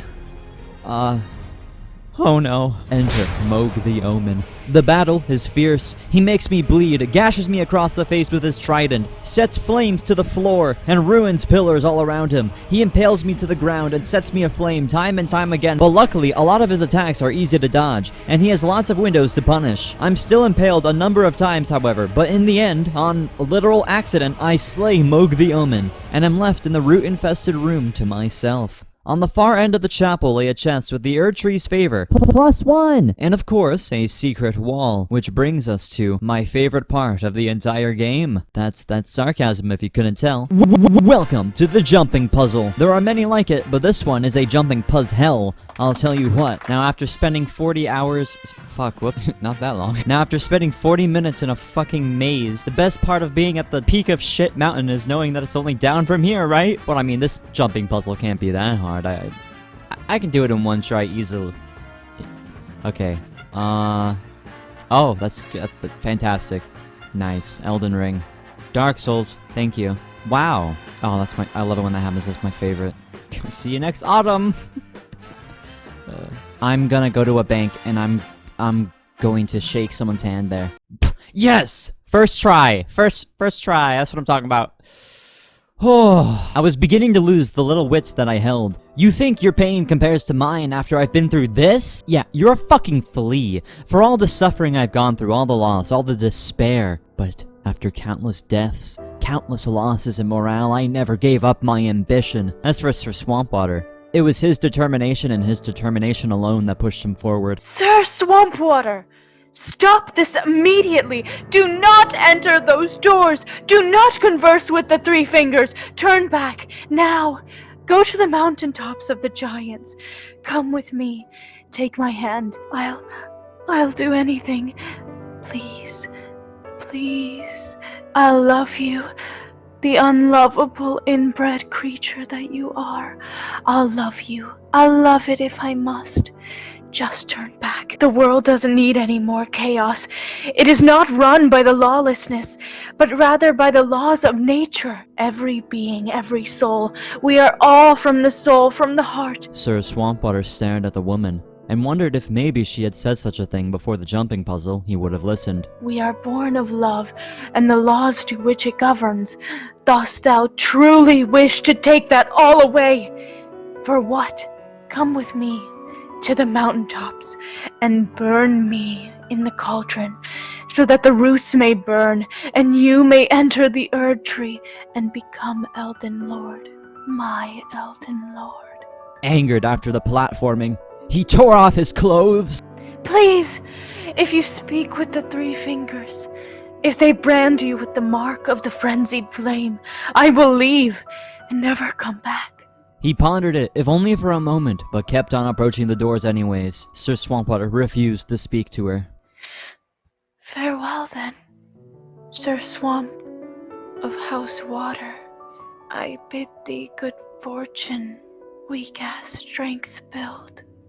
And then with that, she was gone. Maybe in some way Sir Swampwater approached the Three Fingers with a new purpose in mind. Perhaps he opened the door so that Malenia would leave him, so that she would not have to sacrifice herself as kindling to be burnt at the frozen mountaintops beyond. Perhaps what he did was not simply out of spite, or perhaps he still clung to what he originally intended. But all in all, perhaps this blue, ugly, awful night had some genuine care with him after all. In the darkness, he approaches the scarred, twitchy fingers, and they embrace him closely and sear his flesh with the mark of frenzied flame, the mark of the Lord of Chaos, who is now truly and sincerely alone.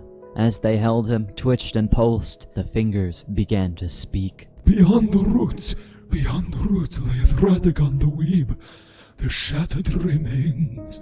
Oh, light Sam, the being from beyond the fungus that sprouts of cosmic dreams. Oh, swamp night, slay the unfathomable conceptual light. Bring an end to Radagon, bring death to the starlight fungus, bring chaos to the lands between, and slay the one who sits at the heart of it all.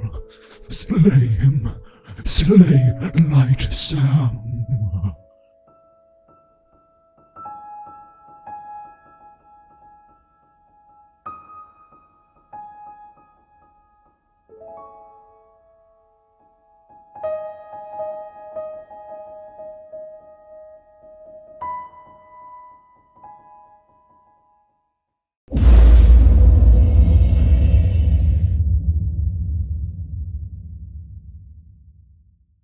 My steed is practically a portable psych ward at this point, and I'm riding it to the top, baby. If you thought the game was finished with its changes in scenery and aesthetic, then you're fucking stupid. Boom. We're in the Forbidden Lands. There's monkey ninjas throwing poison and shit at me. There's fog everywhere. Malenia is nowhere to be found. And Sir Swampwater is hated by the one person who ever tagged alongside him because she isn't able to see that he is doing everything he can to save her life. He's clubbing in the cry. It's a dandy time, really, and he keeps going up, up, up, and then boom. Lift of rolled. Then I turn my attention to the spectacle that is the mountaintops of the giants. Beautiful frozen lakes, cool colors, snow falling delicately, the literal ghosts of trees, some jellyfish. We got chains, massive chains. We got castles, massive castles, and we got giants, massive giants.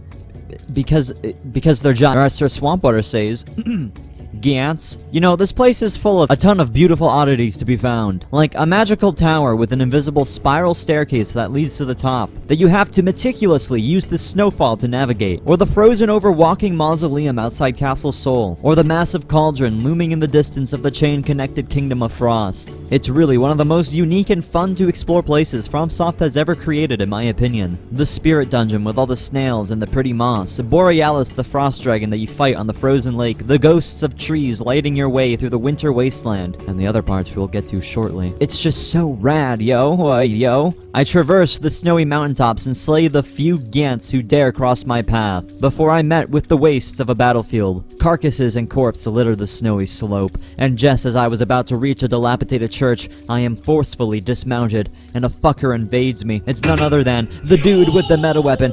Bloody bastard bitch. And you'd think I'd struggle against such a weak foe with such a formidable weapon, but as I say to my grandma whenever she calls to check on me, I'm fine, bitch. And thus I two-shot the nerd back to oblivion. Then I get my second Rivers of Blood. Wow. Wow. Fantastic. Now I'm even gayer. I skipped the bonfires, gazed at the beautiful winter sunset that rolled out across the ashen sky, and entered into the inconspicuous large area with very little escape. Surely it's not a boss or Enter the fire giant. Now, hold your torrents, because I'm about to start faxing some spit to you. I have a lot of fittingly hot takes. Like, I believe Benedict Arnold did not do anything wrong. I think the 4th Shinobi World War arc is actually pretty good. I think fascism is bad, and I think Friends is a shitty show except for Chandler. And that's just off the top of my head. So here's the biggest hot take that I have. This boss, the fire giant, is my 13th reason why. He is mid as fuck. He's an L even. Not Liddy. Not even bussin'. FR.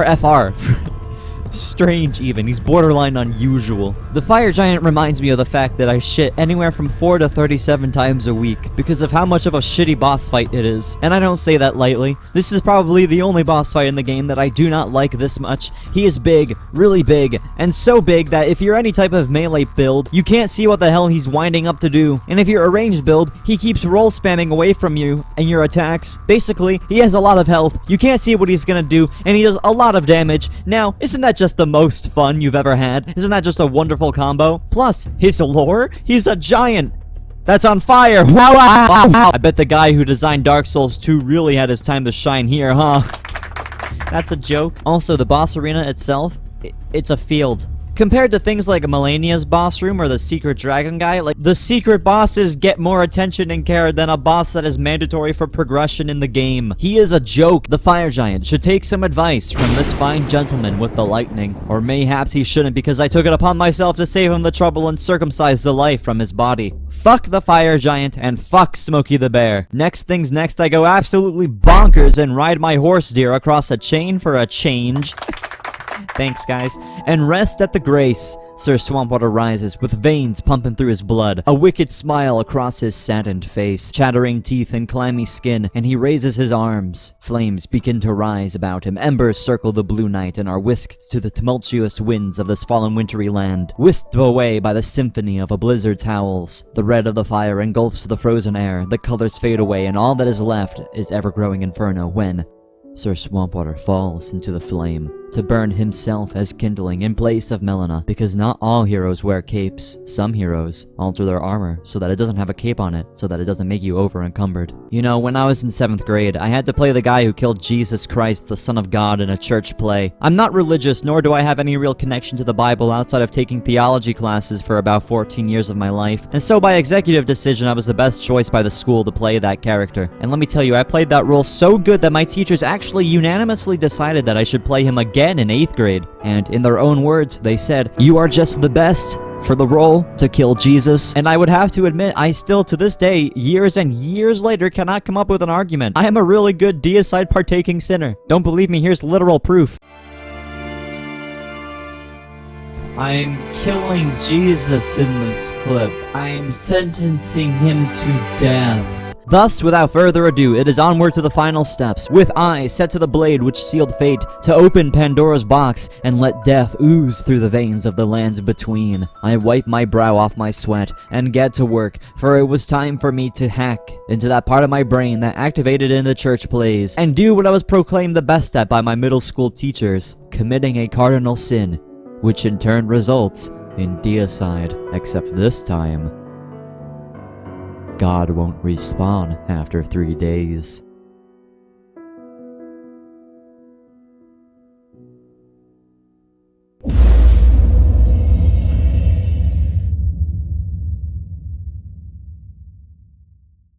And with that, Sir Swampwater wakes up from a delirious daze to the chaotic rattling of debris, bridges made of crumbled pillars, dragons screeching high above, and the cries of a massive tornado that attempts to govern the mess of a world this is. And well, would you look at that? I've woken up from a fire-induced dissociation on a remote flying island castle. To think this is only the 4th time this has happened this week is beyond me. And so with little in his heart that bit his neck to look back, Sir Swampwater kept on forward, with embered eyes, scarred flesh, and embroidered ambition. For here on this ramshackled castle is the death rune sealed away in the black sword of Malekith, the half-brother of Marika and Radagon. And to kill Light Sam, god of light, in the center of the Erdtree, one would have to utilize such a rune. Gee, after setting that big fire, I sure hope that tree is okay. Speaking of that, where is it? You know, this is the only major area where you can't see the Erdtree, which I think is perfect considering what's happening to it. You'll see. But it also makes you, the player, feel far away, uncomfortable, scared even. Like, when every part of the world can see the tree, and you suddenly wake up in a place without said tree, it's a bit unnerving. And when the mobs start hitting you for half of your health, and there's fucking dragons who crash into you with intent to chew ass and kick bubblegum, and they're all out of gum, and any step could mean you fall for eternity into a white abyss of clouds. All that, coupled with the aesthetic of an ancient ruin surrounding a massive storm, filled in with grays and browns, it feels so disconnected from the rest of the game. Absolute cognitive dissonance in action, Captain. Compare this to the saturation of Limgrave, the magical lakes of Liurnia, the golden city of Leyndell, the cosmic underground cities, the bright red Caelid, the gothic flames of the Volcano Manor, the atmospheric wintry mountaintops. Everything was so colorful, so bright and eye-popping. Compared to where I am now, it feels so wrong. This place feels a lot like Archdragon Peak from Dark Souls 3, as well as a little bit of Dragon Eyrie from Dark Souls 2, with the architecture and general vibe, as well as the dragons flying around in the sky above the tornado. Ruins full of tombs and bandaged weirdos and sad knights. It's so melancholic despite being so fantastical, keeping in theme with the game while still slipping away from its general feel. And I think that's fucking cool. Hello. Cool. Hello. Okay, so I was enjoying my time wandering around this place and going on my way, learning to cope with my new surroundings and discovering hidden items and fighting mobs around every corner, until I was rudely interrupted by the second worst boss in the game, or should I say, bosses. Enter the Godskin duo. Now, if you use sleeping arrows, you can easily defeat them. Or if you use summons, it can make it really easy because you can split the aggro between the two bosses. But I had no sleeping arrows. Unfortunately, all my arrows were awake, and I had no intention to summon for any reason at all. So I was stuck facing these two bastards on my own. Now listen, as we've already discussed, I have a lot of hot takes. Like, I think Obama was the best black president, and I think that people working on the Big Bang Theory's wiki overindulged a tad bit, but I don't think saying that the Godskin duo is a, not the best boss in the game is a hot take. Like, From Software has done duo bosses excellently before. Look at Ornstein and Smo in Dark Souls 1. Yes! Fucking hell! Get down, you fucking bitch! You fucking bitch! Frida and Father Ariandel in Dark Souls 3.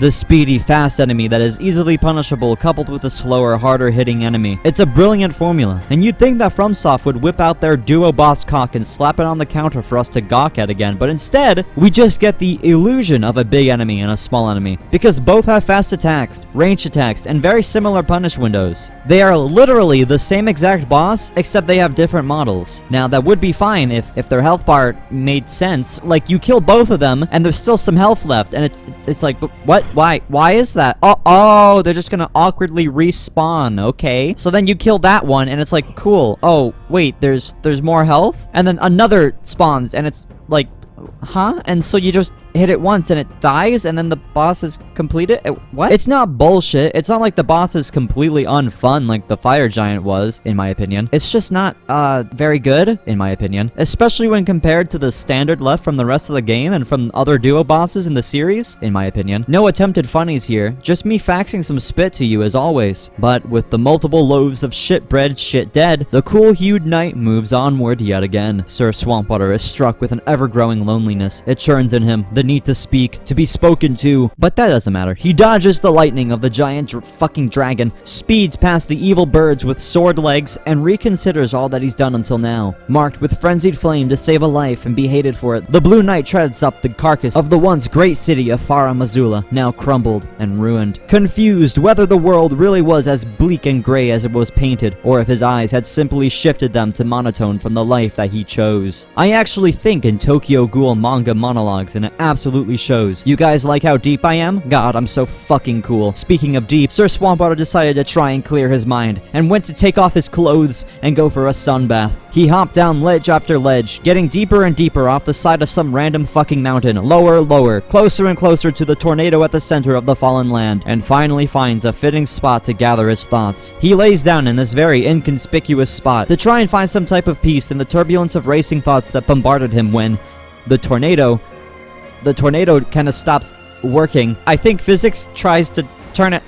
off and then back on again, but that causes something to go wrong and oh shit. Reversed and altered, Sir Swampwater now stood in an arena of time-tainted stone. Before him was a massive slumbering dragon, and it was in his best interest to armor himself, to whip out his massive halberds and show this dragon what was up. But that's not how it's gonna go, bucko. Enter Dragon Lord Placid Sack. Our Blue Lord of Chaos wanted to sunbathe, and he's gonna fucking sunbathe. Even if it means cutting a dragon down beforehand. He summons a copy of himself with Kagebunshi no Jutsu. Just because he's so fucking lonely, he buffs himself and unsheaths his blades with a fiery ambition. The dragon descends from the heavens and rumbles the very ground as it steps, and I'm already tired of narrating this, so you know what? Use your eyes to visually perceive what's about to go down. And that's right, baby. Anime time.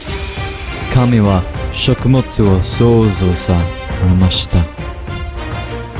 悪魔はスパイスを作りました。でも、彼は私をさらにスパイスにしました。諦めんなお前。どうしてそこでやめるんだそこで。もう少し頑張ってみろよ。ダメ諦めたら。周りのことを思えよ。応援してる人たちのことを思ってみろって。あともうちょっとのところなんだから絶対行ってみろ。必ず目標達成できる。だからこそネバーギブアップ。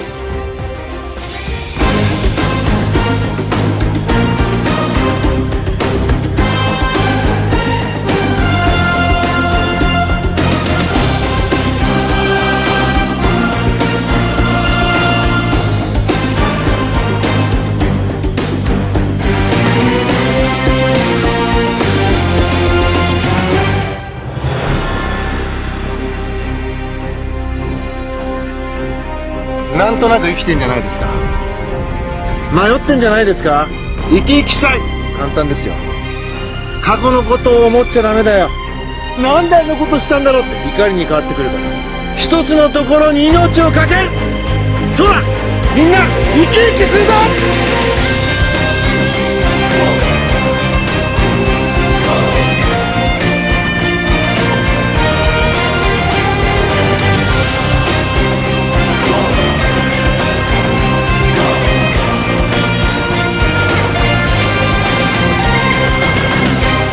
Thanks, I needed a light. Or as they say, IGM FAT DMSTTMMES, comma, TINAL. Once Dragon Lord Plastic Ballstacks lays defeated, Sir Swampwater sits in the arena all tragically and stuff like, whoa, look how sad it is, I don't know. Wow, whoa, wow. But after that fight, I can safely say that it makes up for the last 2 shit shows. And to think, this boss is hidden under the map with nothing to tell you how to find it or that it's even there. This is something I love a lot about Elden Ring right here. In what other game will you find this level of detail and reward in something so hidden? And this is literally only one of the many examples, but probably the coolest example, so I'm bringing attention to it. You literally have to lie down in some random fucking spot on a broken ass platform hidden away from the player, and then you summon a massive dragon god. Like, yo? What other game trusts the player this much to explore the oddities of the map and then reward them handsomely for their efforts like this game does? It's fucking perfect. Also, if you have Miquella's Needle from Malenia, you can use that item in this boss arena to rid yourself of the Mark of Chaos. That's a cool little fun fact. However, Sir Swampwater doesn't go back on his decisions, no matter how rash or evil they may seem, because he's a cock. And so he buckles back up and gets on with his tasks. He sprints up the tilting bridge, where he is met face to face with a wide open area that surely isn't a boss. The Beast Clergyman. Huh? I mean, alright.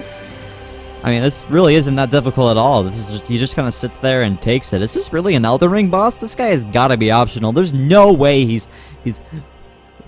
Hey, yo. Quit fucking playing with me, man. Hey, stop playing with me, man. What the fuck's going on? Enter Malekith, the Black Blade. You've been fucking trolled. This isn't a beast clergyman, you stupid. It's Malekith, the half-brother of Marika and Radagon, the personal executor of the gods, the wielder of the Rune of Death, the Black Blade of fated demise, and the shadow of the gods themselves. Duh. And he's a bastard. He whips out his sword of death and starts doing this Tanner Brongard-ass flippity flip-flips, and every time he hits you, your health is lowered temporarily and begins to drain, and he's brutal, but he's not impossible. And after doing Fire Giant and the Godskin duo, it was absolutely refreshing to say the least to fight an actually interesting boss that's, you know, mandatory. As he leapt from pillar to pillar, Sir Swamp dodged each and every slash of the red rune perfectly. Blood spilled, Estus was drank. This is a fucking war. Our blades ring out. Our skirmish is that of one you'd only hear about in the songs of bards. Desperately, he fought against me, trying to protect the Rune of Death, defiantly trying to do what he was always sworn to do.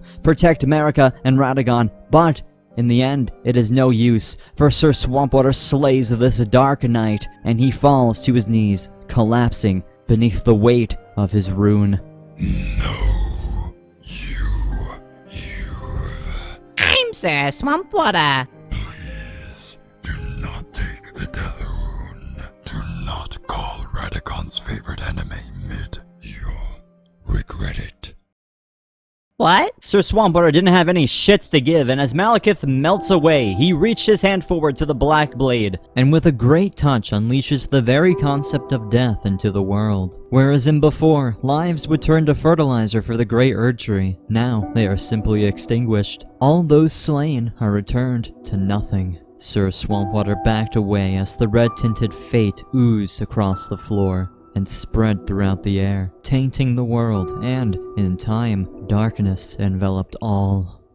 When he next woke, the darkness began to subside, and in its place was a light that glowed at the end of the tunnel. Pleased by the sentiment this blue knight was, until he came to learn what that light just so happened to be, for now. In death and embers does our Lord of Anarchy dance, in the ruins he created, with the flames of chaos as his spotlight, and the laughter of cosmic lawlessness as his tune, with no thoughts in his mind but the intent and purpose that laid not more than a mile away, to breach the sundered Erdtree, and slay the god within.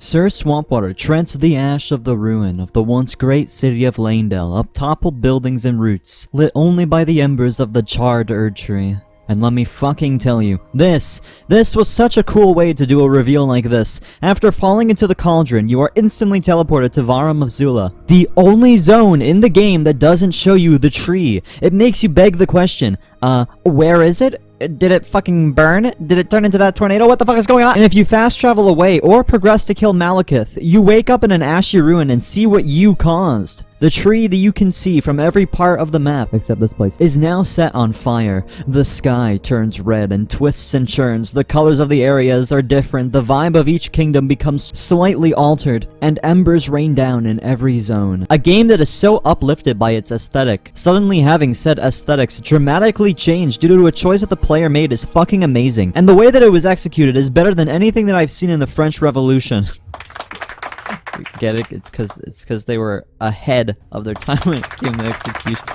After Sir Swampwater was done digesting the fact that he's now cosplaying as Sylvanas Windrunner, he found himself whisked into the dilapidated halls of where the ghost of Godfrey once was, where he is met by Gideon, the asshole lore master from Round Table Hold, and whatever.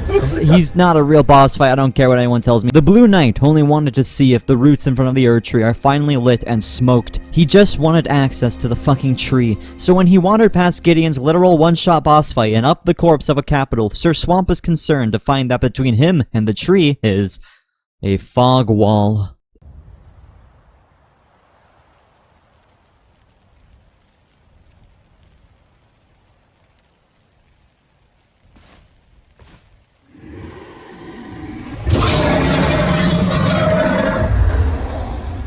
It's been a long while, Morgoth.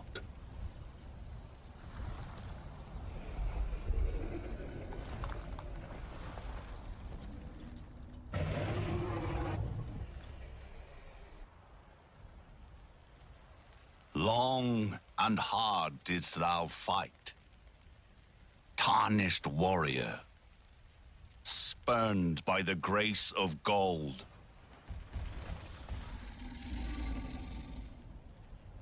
Be assured the Elden Ring resteth close at hand.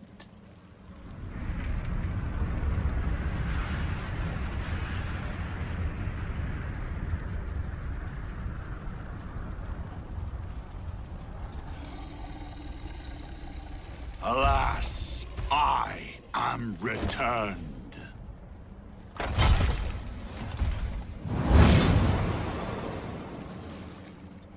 To be granted audience once more. Enter Godfrey, the first Elden Lord. And this time he ain't no ghost, baby. He's the real deal, and he's about to make sure you never forget it. He comes in hot, swinging his ass. Swinging his axe around like it's nobody's business, chopping shit up, smashing me left and right, bloodshed, healing, more healing, an ancient Chad warrior's undying resolve, and a lowly knight's urge to be invited into the treehouse for once. What will win? Only time can tell. The first Elden Lord and the Tarnished trade blows and blood for what feels like hours, where basically this Tarnished knight gets his dick beaten so hard it inflates like a balloon animal until Sir Swamp finally strikes him down, and he lets go of his axe. Godfrey falls to his knees. And, supposedly, it's over.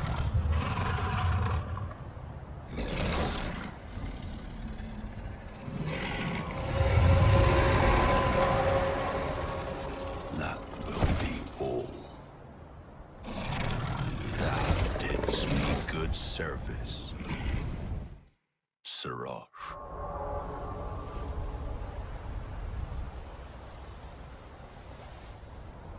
I've given thee courtesy enough.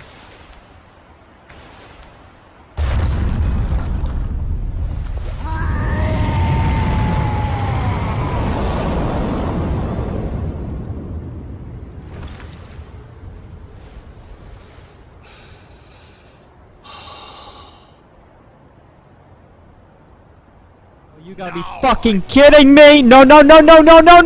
He turns into a fucking wrestler and just shits on my ass. This isn't what I signed up for. Get the fuck away from me. Stop! Sir Swamp slashes and gashes and lashes and mashes, and the embodiment of World Wrestling Entertainment just keeps grabbing, kicking, punching, doing everything and anything in his power to fracture my spine into little thumbtack-sized souvenirs. Luckily, however, I had spent lots of time in the catacombs and learned a lot of wrestling from the skeletons. Their favorites are the ribcage matches. However, mine is the battle to the death, and thanks to the rune I spread throughout the lands between, that's exactly what I delivered to the first Elden Lord. He collapses and disappears into the ashy city as my blade leaves his lifeless body. Now, with all trials and tribulations out of the way, the path to the Erdtree was now, at last, opened. The path that I had followed all this time, guided by grace, and Sir Swampwater approached it, slowly but surely making his way to the golden fog that oozed from the tree's gateway. How many kingdoms, how many slain, how much loss, how much suffering. Sir Swampwater raised his hand to the golden light, and... no, it can't end yet. There is still someone out there with Miquella's needle, the only cure to the mark of the frenzied flame. Would it be possible to go back, to become Elden Lord instead of a crazed Chaosmancer? Sir Swampwater pondered on it. He saved Malenia as he wished. He set the tree ablaze, and the path was open to him. All the pieces to what he once wanted were right in front of him, marked with the brand of frenzied flame. All he had to do was walk beyond the golden fog, slay Radagon the Weeb, kill Light Sam the God, and usher in an age of calamity. And yet even still, he turned around. It isn't over until the accord is fulfilled. He vowed to slay demigods and become Elden Lord. If not for him, then for Melatonin. And there are still foes in the world left undefeated. Killing God can wait. There's someone tougher than God that needs to be bested. And so without further ado, Sir Swampwater mounts his steed, and with a deep breath takes one final gaze at the burning Erdtree before setting out for the fantastical hidden Halictree, in hopes of achieving another chance at getting... PUSSY! In hopes of achieving another chance at keeping his promise. To find the needle, to undo his mark, to try and fix things, and to slay the most famed warrior in all of the lands between. Malenia, Blade of Miquella.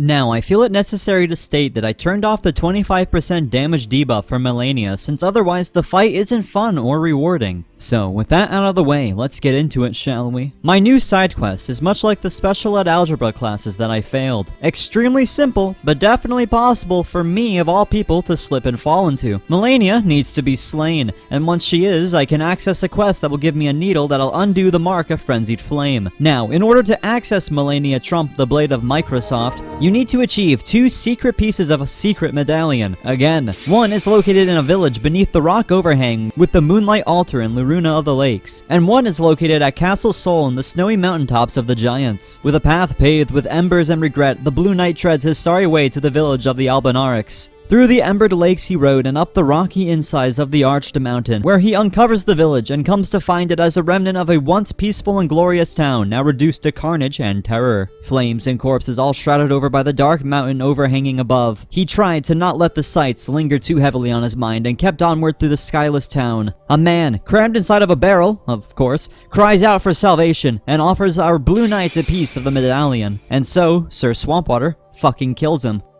Elden Ring. Wow, now that was easy. I bet the other one is gonna be just as easy as that one. Am I right? The next part of the quest takes me back to the snowy mountaintops of the Giants, where Sir Swampwater carefully wanders through snow and frost to the crestfallen fortress of Castle Sol. Past graves and birds he rides until he reaches the grace outside and rests to the sound of the walking mausoleum. With a deep breath that fogged in front of his face like a ghostly banner, Sir Swampwater continues onward into the forlorn fort. Knights' armor clitter-clatter against each other as they jumble together, attempting to bring Sir Swampwater's life to a tragic end. But his determination is the type of determination that makes shonen protagonists insecure, and thus nothing was able to stop him. Through the blizzard-clouded fortress he ran, through halls and across battlements, until he is met face to face with a fog wall. He enters it, and out walks one of the most formidable opponents in the lands between. Enter Commander Commander Niall. A tall knight with a banner and 2 fuckboys at his side at all times. He's a song of ice and lightning, baby, I'll tell you what. And the only real tough part about him are the male prostitutes he summons to do his bidding. First order of business is trying not to suck dick at this game, which I am terribly bad at considering my dick-sucking appearance, but regardless, I am able to topple the knights at his side. Commander Niall must have not liked that because now the peg-legged man wants to peg my leg to death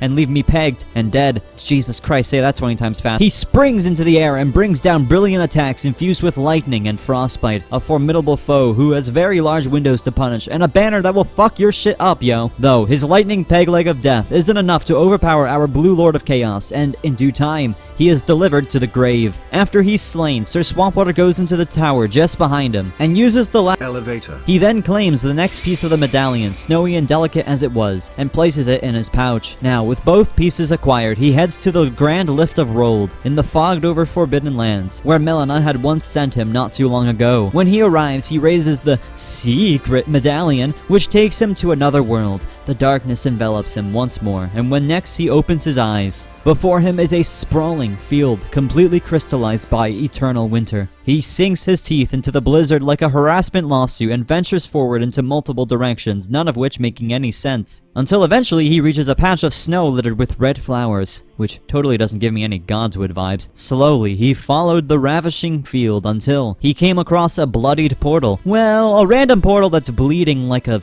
fucking severed orifice in the middle of a blizzard? That's not remotely frightening or off-putting. And so he touches it, as one does, and oh. I'm in space. Welcome to the Siofra... What? Welcome to the Siofra River, part of the underground space world, home to the Mogwin Mausoleum and to Moog himself. Wait, didn't I kill Moog already? Oh, right, he's an omen. And, I guess omens just always get second chances. Anyways, the Siofra River is part of the massive underground world that is spread out across the lands between. A world I chose not to showcase due to its depth. Thanks, guys. The Eternal Cities and all the land in between. Bosses, dungeons, Fia's quest, Ronnie's quest, everything. All of it could have its own video, just focus on the underground regions of this game. But because of its size, I executively decided to not include it in this video, considering the length that has already accumulated. And so I'll give its praises and words of admiration here, since this is the closest I'll get to going anywhere near the underworlds. From the obvious stark contrast in aesthetic and tone, shifting into the cosmic and mythological to folklorish and medieval to dark and Lovecraftian, the underground worlds of Elden Ring is a vast collection of beautiful zones and ideas, all heavily inspired by myths and literature, with entrances scattered across the overworld in ways of bloody portals and a blizzard, towers with elevators that go down and down for like 10 minutes, and of course, the massive crater that Radon creates when you kill him. The bosses that you find in the underworld are really fucking cool too, and hammer home the themes of their respected locations. The massive death mooses are magical and radiate Celtic folklore, with the only way you can summon these ancestral spirits being finding multiple candles and extinguishing them to light the path of an altar which sits the corpse of this ancestral moose boy. Or the Scarlet Lake, for example, where there's coffin transportations and gargoyle bosses, the old cosmic god in the deepest depths, the mimic tier boss fight, which is literally you fighting yourself in a 1v1, and Fia's nightmare dragon boss in the zone that surrounds it. This world is full of so many oddities and places to explore, with entire cities, towns, cultures, questlines, NPCs, bosses, mythologies, treasures, and everything in between to uncover, much like the overworld, except this one is underground, and also kind of fucking scary. Alright, now with that out of the way, let's move on to the Mogwin Palace and get the fuck out of this place, because unlike everything else in the underworld, this place's aesthetic leads me to believe that Elden Ring is actually a period piece, and I want out, bucko. Through bloodied swamps and pox coffin neighborhoods he went, until eventually he reached an elevator. Oh, good. Maybe this will take me out of the... Oh, it's a palace.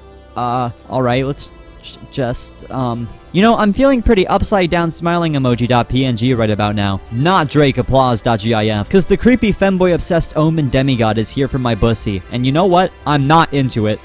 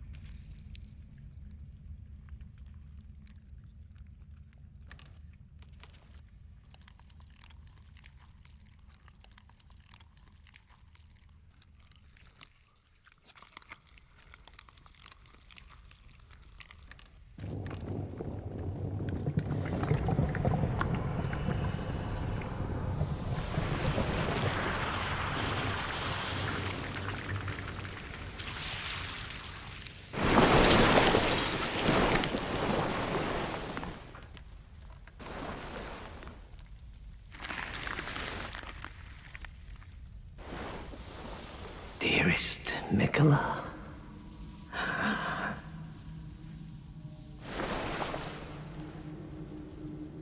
You must abide alone a while.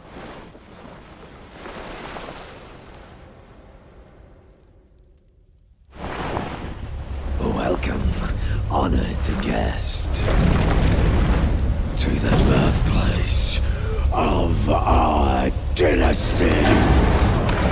Okay. I walk towards him slowly to showcase that I am superior, to remind him who slaughtered him in the sewers not so long ago, to remind him I am on the literal road to taking up the mantle of God of the universe. But he doesn't like that. Luckily, he is extremely easy to dodge, and he is unable to lay a scratch on me. Okay, wait, why is he counting in German, or French Canadian, or whatever fucking language? What is that? Nice. The fight continues as normal, with attempts to style on his ass and me getting punished profusely for it, followed by a sick dodge and repeat until he keeps counting in the fucking Bulgarian. Why is he doing the counting? What is going on? The fight keeps on going. I'm smashing and bashing. We're clashing and fucking... No, we're not. We're not fucking. And then he says anus and it all becomes clear. Oh. He wasn't counting. He was casting a spell on me. Yeah, that may... Oh, fuck. But... Moog was apparently bullied in high school because now he has black wings and he's not having any of it. You think a little fire can stop me? You're stupid! Okay, the battle starts to ramp up past 11, all the way up to 12, maybe even 13 and 14, and as he charges up his final attack to end my whole fucking career, I run back and seize the means of production of flame itself with force and violence, and in one final charge, the two exchange fiery blows, but Moog gets the shittier end of the stick, as always, and with that, Moog the Femboy Obsessed is defeated by the Femboy Chaosmancer himself. Now, we just have to beat the shit out of Mikola's hand over and over again, and... Oh! A cutscene! That's... Wait?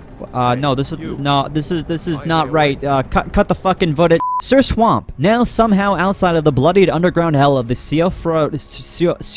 outside of the underground, makes it to a hidden castle town in the blizzard, where he is offered a puzzle to solve. Here, there are 4 candles hidden in an alternate magical version of the town, outside of time itself, that one needs to find by platforming around the town's rooftops. But here's the catch, there's archers. Lots of archers. Oh, and an invisible woman who backstabs you and chases you in the snow. Isn't that just fun? Now, since Sir Swampwater has the mind of a well-oiled machine god, he makes his way from candle to candle, almost like I watched a guy the last time I did this or something, and fills up all 4 of those waxy candles without even one backstab. Yeah, that's right, completely... Fuck! Elden Ring. With the Everjail puzzle completed, the way is now unlocked, and Sir Swampwater takes the portal to the new mysterious zone, the home of Malenia, and the area which just so happens to be my favorite location in the entire game. Mikola's Haligtree, a massive, secret, completely optional area full of elven-esque architecture, beautiful woodland aesthetics, mushrooms, ants, castles, and of course, HIV. This is another showcase of how beautifully and brilliant From Software can branch together aesthetics, no pun intended, with such absolute grace. Again, no pun intended. You go from escaping invisible treasonous black knife assassins in a snowy magic castle town outside of time itself, to fighting wizards swinging fucking hammers made of magic itself, in elven treehouses, high above a fungus-infested scarlet rot lake, all within like 10 minutes. The buildings are also elven and magical, with mushrooms and twisted tree branches all about. It's so fairy-esque and fantastical, it's like a goblin's Rivendell. Seriously, the aesthetic of this place is my favorite in the entire game, with the butterflies and the flowers and the mushrooms and the tree and the architecture. Everything is just so fucking perfect here. I absolutely adore it. And as you're jumping from branch to branch, exploring the Haligtree and what it has to offer, eventually you come to a wide open area and it's like, oh yeah, this is totally not a boss. Enter the Royal Knight. Oh, it's the Royal Knight from before, except this time he's not a ghost. That's wrong. Let me fix that real quick. Alright, nice. Anyway, after the Royal Knight encounter, you gain access to go further into Mikola's Haligtree, across the root-infested battlements populated only by solemn knights looking out at the ocean. Yeah, you like what you see? Thank you. The walls lead into rooms, which lead into open areas, which lead into castle town like structures and chapels, all overgrown with floral canker. It's so beautiful, and yet you can't shake the feeling that the deeper you go into this tree and the more beautiful it gets, that there's just something sick about it. There's something wrong. The sicker the tree becomes, the more beautiful it is, with pink butterflies fluttering all about, and vast open fields of flowers. Am I about to fight Arima or something? What the fuck's going on? Then you go down the staircase, and go down, down, down, down, and then you see it all. Rot, Rot, nothing but rot. And you turn a corner and see a... Oh, Jesus Christ. If I'm not a fucking dumbass, I would have said that that's a nine-tail feller from Naruto. Curiosity pulls you to keep going further, despite how sickly it is, despite how wrong, twisted, and dark it's getting.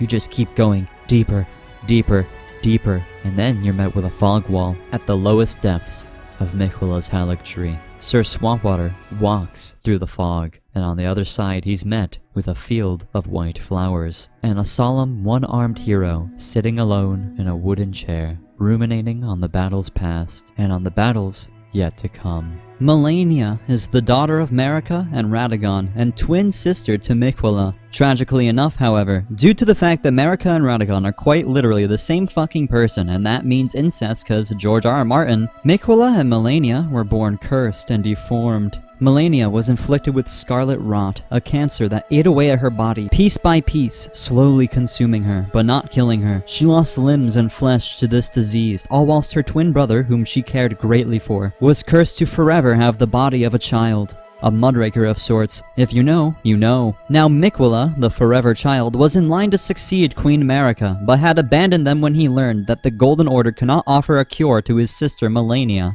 for her scarlet curse, and thus went off to water a golden sapling with their own blood, in hopes of it turning into an Erd tree.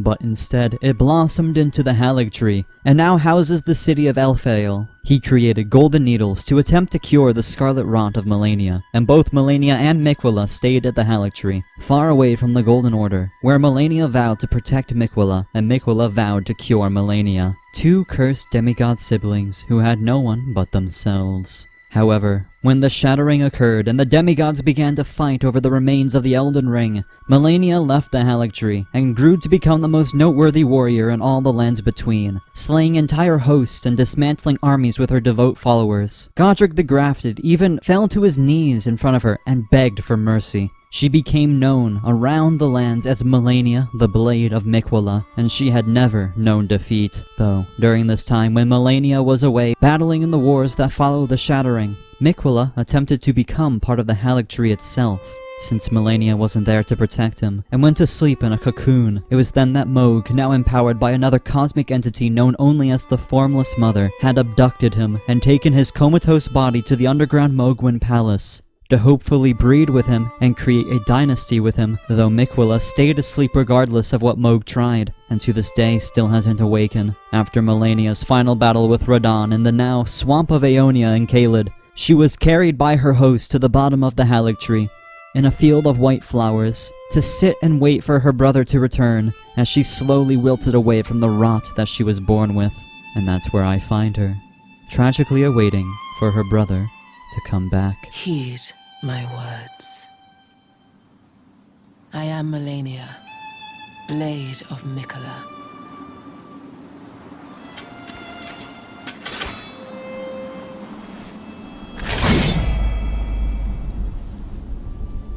And I have never known defeat. Sir Swampwater lands the first blow and then carefully studies the landscape, admiring Malenia's skill with a blade, before sneaking in another attack and then another and another, only for her to do the bullshit attack that I somehow dodge? Sir Swampwater brings the pain a few more times and she finally falls to her knees, and he impales her. She falls back into the flowers, so close to death, and yet she keeps fighting, keeps healing, until our Blue Knight finally slays her. My, that was actually quite easy.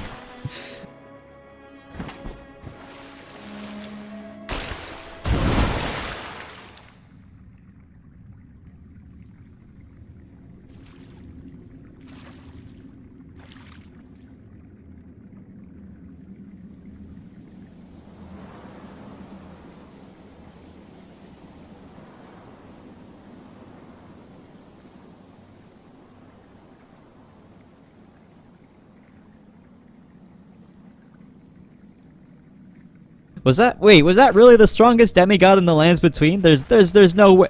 Wait.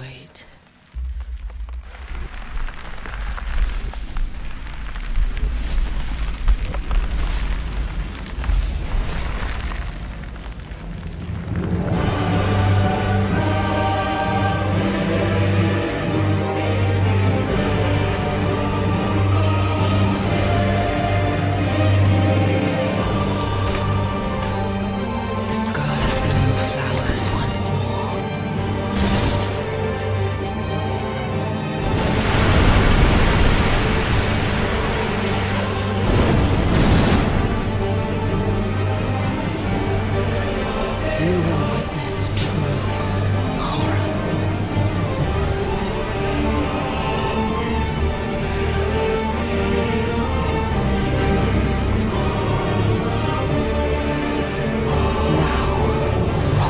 Oh, Jesus fucking Sir Swampwater summons a fucking ghost to fight the naked woman with the butterfly wings. There's no way this blue incel could fight her without company. He had hardly ever even seen himself nude, and now he has to fight her? Every blow the Blue Knight delivers is traded, and she is healed, until eventually he finally gets a good few blows in. And just as it's looking up, the spirit is felled. Malenia is healed for a majority of her health, and Sir Swampwater is left to deal with her alone, his will becoming shaky. Every other second, the Goddess of Rot was healing off of her attacks and infecting him with the Scarlet Rot. The Goddess and I continued to tango, Malenia literally kicking my ass until I get her health lower than my lids when the edible kicks in, and things are starting to look up for me, and oh god, no, please, not this attack, no! She does her bullshit waterfowl attack TM, which infects me with Scarlet Rot, a plague debuff that quickly eats away at health. However, I came prepared with one antidote ready to use. This was my last chance. I cannot get Scarlet Rot again. If I do, it's all over, and I won't have another chance after this. The odds are piled against me, and with every lunge, every swipe of her blade, her health only rises more, and mine is only drained. My hope oozes away more and more. Then, as she jumps, I leap with her and catch her ankles with the halberds, roll out of the explosion, and hit her once more, and... Wait, no, you're fucking kidding me! Just one more, please! Damn it, just one more! Just let me hit you once more! God damn it, dude! Then, in one foul swoop, I hit her once, and as she jumps up to do her bullshit attack, I take the gamble and leap with her, catching her ankles yet again and bringing her down with me to the floral field. And with that, my favorite boss in Elden Ring is slain. You know, I have an absolute boner for the Tokyo Ghoul and Tokyo Ghoul Re-manga.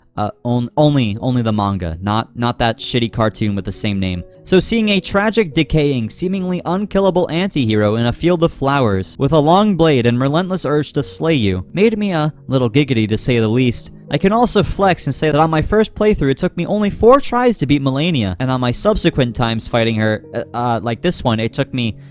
more. But that's good! The only unfair bullshit thing about this fight is the attack that goes spin, span, spun, time to have some fun. It's just unfair, and if it doesn't kill you, it infects you with Scarlet Rot and heals her a bunch all in one go. Now, if she just did like just a smaller amount of damage, that would like be fine, or maybe like didn't infect you with that much Scarlet Rot with that attack specifically, I don't know. It just seems way too RNG based. It's just not really that good. So if that attack was tweaked a little bit, she would literally be the perfect Souls boss. Outstanding lore, beautiful boss arena, top tier aesthetic, fun combat, actual cool and diverse mechanics that fit her character. It's so fucking good. Sir Swampwater sits at the grace at the Forbidden Lands and waits for Malenia to appear, hoping she see that he's attempting to reverse the Mark of Chaos. And eventually, she actually shows herself. Yo, I've decided that Sir Swampwater, your dick is the last thing I want. And the second to last are your balls. No, you don't understand. And then she disappeared before he was able to explain himself. He sat in utter disbelief as she disappeared into the fog. With the Needle of Miquella now possible to acquire, Sir Swampwater pondered traversing to the secret crumbled arena in Farum Azula to reverse the Mark of Chaos, but after all this time,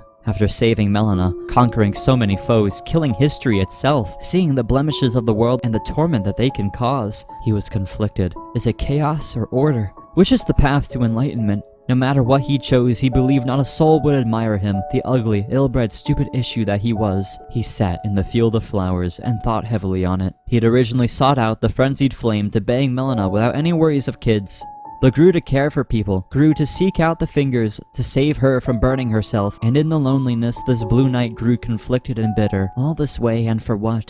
To give up? Malenia's reaction to him was the camel that broke the straw's back. He decided not to chase after the Needle of Miquella. After the horrors he's seen, the world he's been shown, the monsters in it, after being told off by Malenia's sight, despite his decisions, because he's an incel who blames women for everything, and because of all the suffering he's witnessed firsthand, Sir Swampwater returned to the far-off foot of the Great Erd Tree, with intention to end this tale once and for all, not crowned as the Elden Lord, not to summon some ugly jailbait and usher in an age of stars, none of that. There was only one thing this flawed and deeply twisted Blue Knight wanted, with hatred pumping through his veins. All he sought now was to see the world go up in flames, and maybe some head, and with that, he enters into the Erd Tree one final time, to usher in the age of chaos.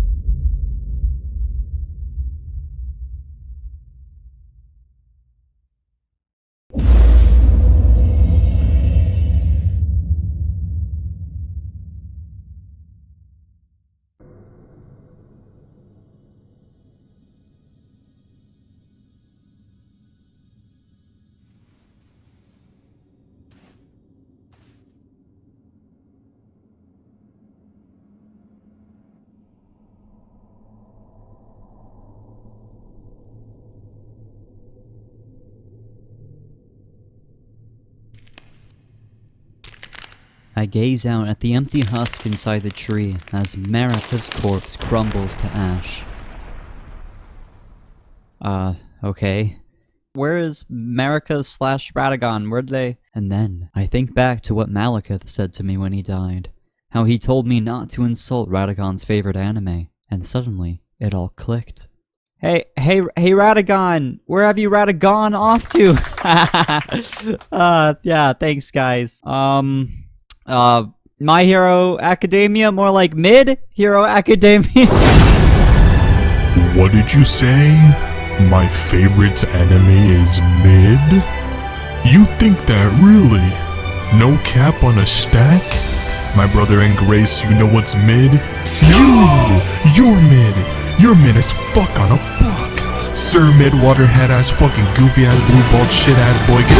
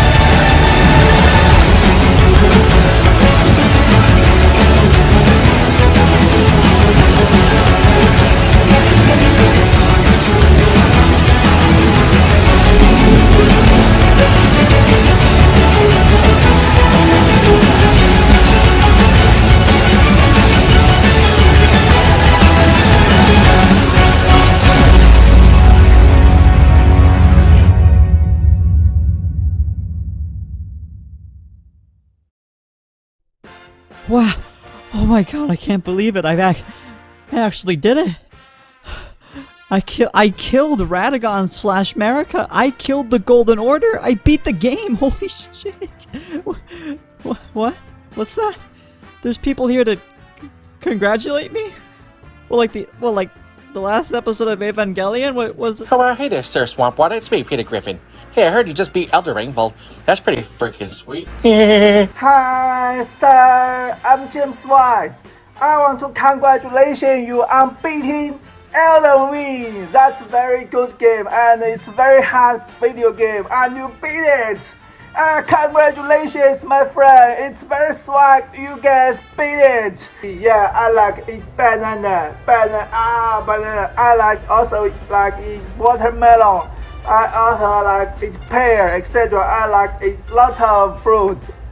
You congratulations, and you beat Elden Ring, and you should eat fruit as we were. Very commercial. I like it. I will dance for you, my dear friend.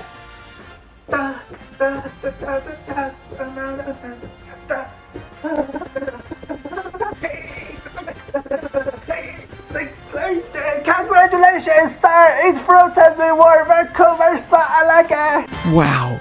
Now that was freaking sweet and very swag. I liked it. Now all I have to do is just engulf the entire world in Hey, what's going on? Oh yeah. I kind of forgot the Three Fingers mentioning there's gonna be a Gaia. You know, I kind of have to kill God. You know, Light Sam, you're a lot bigger than I thought. No, now's not the time to pussy out. I'm taking off my clothes, and I'm gonna settle this like a real fucking man. I'm done with playing around. There's time to be a vacancy in the God position. And I'm gonna take it, baby.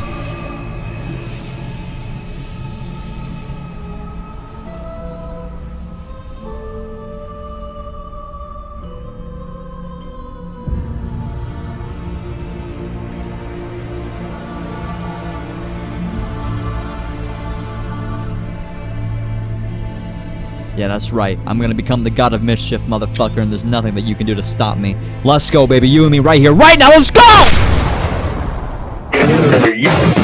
Hundreds of hours. Grinding, dying, respawning, achievement after achievement after achievement, zone after zone after zone, boss after boss after boss, and I've mastered this fucking game 10 times over, and I'll do it 10 fucking more times if I must. All of it. Every second, every button pressed, every moment spent writing, editing, voicing, painting, producing, it all led up to this. The climax. The final battle.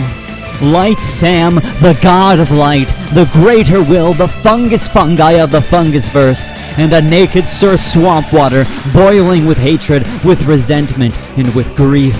It settles right here, right now. I will become God of Chaos. I will dethrone order itself, and I will toss aside the fabrications on which this reality resides, and take up the anarchist mantle that I merited.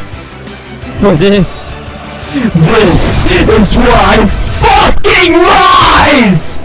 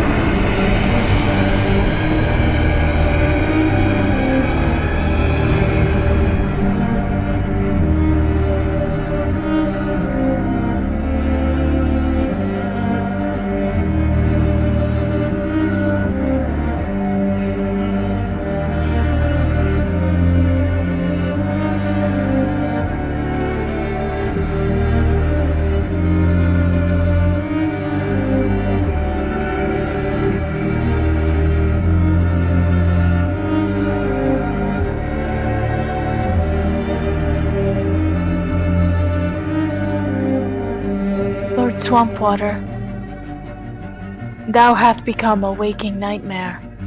The world weeps for your sins, and all I can do for thou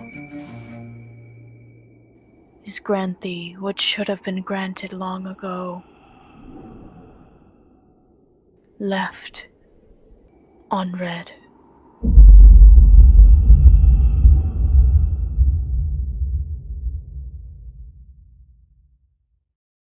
With every heir to the Elden Ring slain, with God himself killed, and with burning resentment for the cruel world of the lands between, Sir Swampwater ushers in an age of mayhem. The Erd Tree is now a husk, the world is sterilized, birth is impossible, and all shall wilt away. And at the very end, in the ruin of the gutted Erd Tree's trunk, we witness Malenia open her closed eye and vow vengeance on the one who saved her life at the price of the world. And my, now that's quite sad. Yeah, I'm basically a cross between Shakespeare and Bo Burnham. Now, if only DLC can come out so I can, you know, like, figure out what happens next. Unless they're gonna keep with the whole George R. R. Martin ideology and just not make any follow-ups to the story. I don't know. Anyways.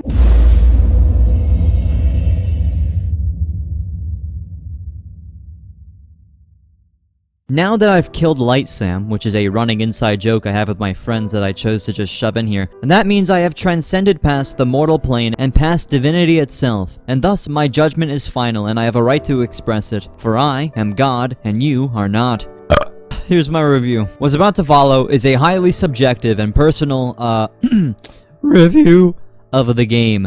If you can't take the heat, then get the fuck out of the oven, bitch. While I used a mod, which decreased damage done to me by 25% in this video to make gathering footage a bit less tedious, except for the Malenia fight and for the Elden Beast fight, I want to make it absolutely clear that I 100%ed the game and beat it multiple times before and after gathering this footage, without any type of modification. I have a right to mod it for a video, and I have qualifications to talk about the game. I mean, like, shit, I'm in the top, like, 5% of the world, moron. Just letting you know before you comment something stupid and embarrass yourself. So, let's get into this, shall we? Here's my subjective, review of Elden Ring, where I do not say the word difficulty once, because, let's face it, no one wants to fucking hear about it. We get it, it's hard. Shut the fuck up, okay? Alright, you ready? Cause I sure am. Let's fucking ride.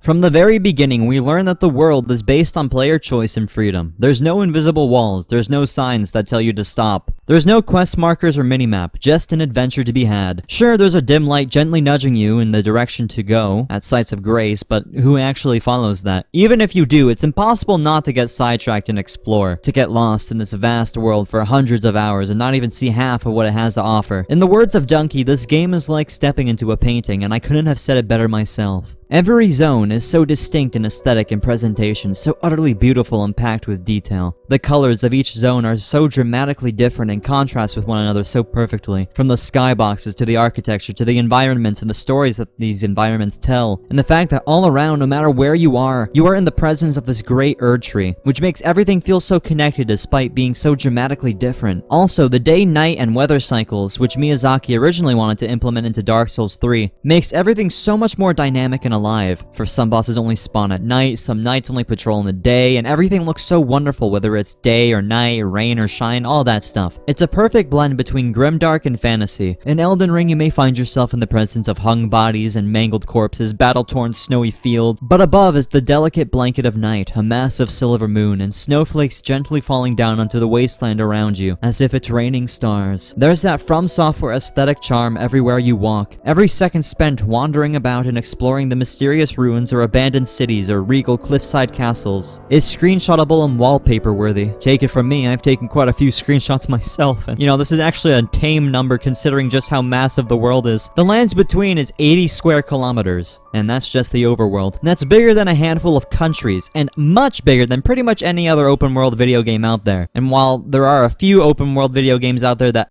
are bigger, they lack the quantity of detail and care put into every single inch of the maps that Elden Ring has. It's so massive and genuinely feels like a real functioning world that you have no choice but to be immersed in. Elden Ring has so many random encounters, tiny hidden secrets, interesting characters, diverse cultures, vast quest lines, spectacular boss fights, creative dungeons, super secret secrets, hidden behind other secrets, so on and so forth, and it's all placed delicately throughout the lands between, so that you never get bored of getting lost in this vast, overwhelming world. Like, I think to myself, there's absolutely no way there's anything here, and then glitch my way onto the side of some building, jump down onto a roof, climb up a ladder, and then boom, now I have a fucking talisman that boosts my jump attacks. And it's not like they just throw it there for no reason, like everything everything is in a certain place for a specific reason, and I guarantee you that, because the lore is so fucking in-depth and convoluted and crazy. From the stories of the demigods to the more minor characters like Dung Eater, to even the most minute details like why a certain weapon was next to a broken window behind a secret wall. I was so enthralled by the mystery that engulfed all of these things and the pieces that were slowly filled in bit by bit as I went along throughout this vague world. George R.R. Martin clearly helped massively with how close to history and mythology the world is, as seen in examples like the optional windmill village, but also in things like the vast variety of accents, the sigils of the houses, the families and their pasts, the rivalries, the castles, and how they're placed near water or elevation. Everything is so similar to real-world history down to a T, but still so fantastical and enchanted by the lore of the characters in the world, which is heavily inspired by Celtic and Norse mythos. For example, the War of the Demigods after the Shattering is extremely similar to the war fought between the Irish demigods who were born to Danu, who is very similar to Marika. Malenia is the most obvious reference to an Irish folklore hero who is named here, whose name means silver hand, after said legendary hero had lost their arm in a battle and had it replaced due to the fact that they had to be physically whole to be a suitable leader. Also, she has red hair, she got the arm, and like her name literally means heir of the sun in Saudi Arabia. I don't know. That last bit might be a bit of a stretch, but it's still cool to think about. There's also a massive fucking tree, like hello! It's really impressive how respectful yet nuanced the depictions of mythology and history are in the world of Elden Ring, heavily thanks to George R.R. Martin. Like the world feels genuine, real, moving, and like it has its own fluent mythology and fleshed out cultures. You don't really get this type of creativity in many other games, I swear to God. The only thing that I really ever see people criticize is the fact that like there are boss fights that have reused models but just slightly different attack styles or just flat out copy and pasted. And yeah, that's a thing. I see completionists getting mad at that, so that's fair. However, I will state that in my first playthrough, I literally did not come across any repeats next to the Misbegotten Warrior and like one other guy. And I played the fuck out of that game. There are over 150 bosses in this game, closer to 170 I'm pretty sure. And still, almost half of them are completely and utterly unique. And the ones that are copy and pasted, as the community proclaims, are usually endgame enemies in a low level area, which is a common trope in RPGs and adds a cool scale of power when you see those bosses that once beat your ass at level 8, now a common mob at like level 120. Or the same boss model with a slight adjustment or attack style, which is like at the very least copying the model but applying something different to it. But in the end, like who really cares if there's a few Misbegotten Warriors or Knight Riders? It makes sense why there be multiple, especially on a lore scale, and I don't really see any issue with it personally. Like, why would it make sense if there was only one Knight Rider, or one Black Knife Assassin, or only one Tree Sentinel? You're probably not even gonna see more than one or two outside of the hundreds that they could have spammed throughout the map, so why is it really a big deal? Miyazaki said himself that the scale was given to the world so that the player had this feeling of an adventure. Not to give the player some sort of checklist to slay all 200 bosses. Like, you're playing a Dark Souls game. You can't complain about something being copied and pasted and then slightly tweaked, when the entire game's concept, combat, menus, etc., all of it has been copied and pasted over and over again for over a decade since Demon's Souls. If you think this game has it bad, that just means you haven't played Dark Souls 1. Yeah, remember that? All of that game was literally just copy and pasted, like the entire concept copied from Demon's Souls. Some of the boss fights copied from Demon's Souls. All the mobs and bosses copy and pasted over and over. But no one complained about that. And you could be like, oh, it's because this or that made up for it, blah blah blah. But who cares? It doesn't matter to me personally. I like it. It's cool. This is the first time I've personally seen people complain that a game is too big, and I love it. The sheer amount of unique boss fights and experiences excels over anything else that I've seen in any other game, despite the fact that they quote-unquote inflated the boss number with these so-called extras. So even if you just had the unique bosses and nothing else, none of the copied and pasted or slightly tweaked models or whatever, it would still be one of the most massive video games out there. And that's objective, in my opinion. Aesthetically, it bangs. Exploring-wise, it bangs. Creatively, it bangs. In short, it makes me happy, and it's okay if it doesn't make you happy.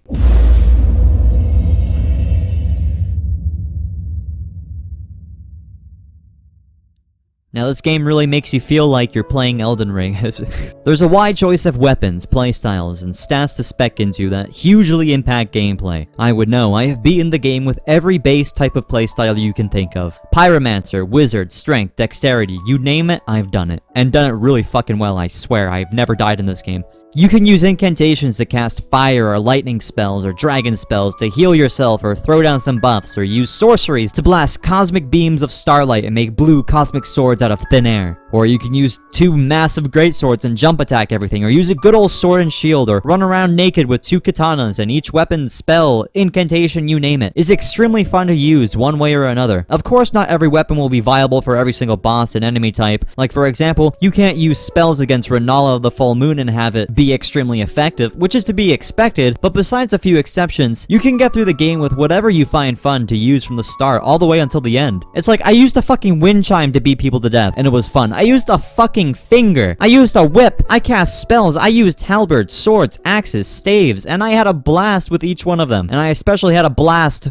with the staves, because it's like magic. It's kind of crazy how, much like all the zones of the world, each playstyle feels so dramatically different, but so fun in their own unique way. I personally love fucking power stancing 2 massive weapons the most and just jump attacking everything. Why? Because it makes me happy. I don't really give a shit if that's not your definition of how you're supposed to play the game or not, because that seems to be what everyone has a boner over. I just think you should do what you think is fun, and then you'll have fun. And fuck what these idiots say about cheesing the game with this weapon, or that's not how you play Elden Ring when you use that spell. There'll really be people out here like, oh no, you can't use summons, you can't use jump attacks, you can't use sorceries, you can't use bleed weapons, you're not getting the authentic Elden Ring experience. Then what the fuck am I supposed to do? Use my fist to punch everything to death while I wait for you to get laid? Shut the fuck up. Stop caring about how other people play the video game. It's annoying and very cringe. And if you personally are doing it, you're cringe. It just means you want attention. And you're a sad, sad little man with nothing to inherit and weak family line with no claim to the land. There is no cheesing in Elden Ring. There's just other ways to play the game. Let people use them. The only downside of combat is that some of the boss's attacks are less reliable on timing and rhythm like they should be, and more so reliant on RNG, like Malenia's waterfowl dance for example. Thankfully these moments are hard to find, but it's still a bitch when it happens. In short, the combat is the best in any Souls game, in my opinion. It took everything that was good about the Soulsborne games and mashed it all together into a perfect combination of stealth, parries, jump attacks, power stancing spells, and so much more. With the perfect speed, feel, and whatever the fuck else you can say, yeah, it's rad.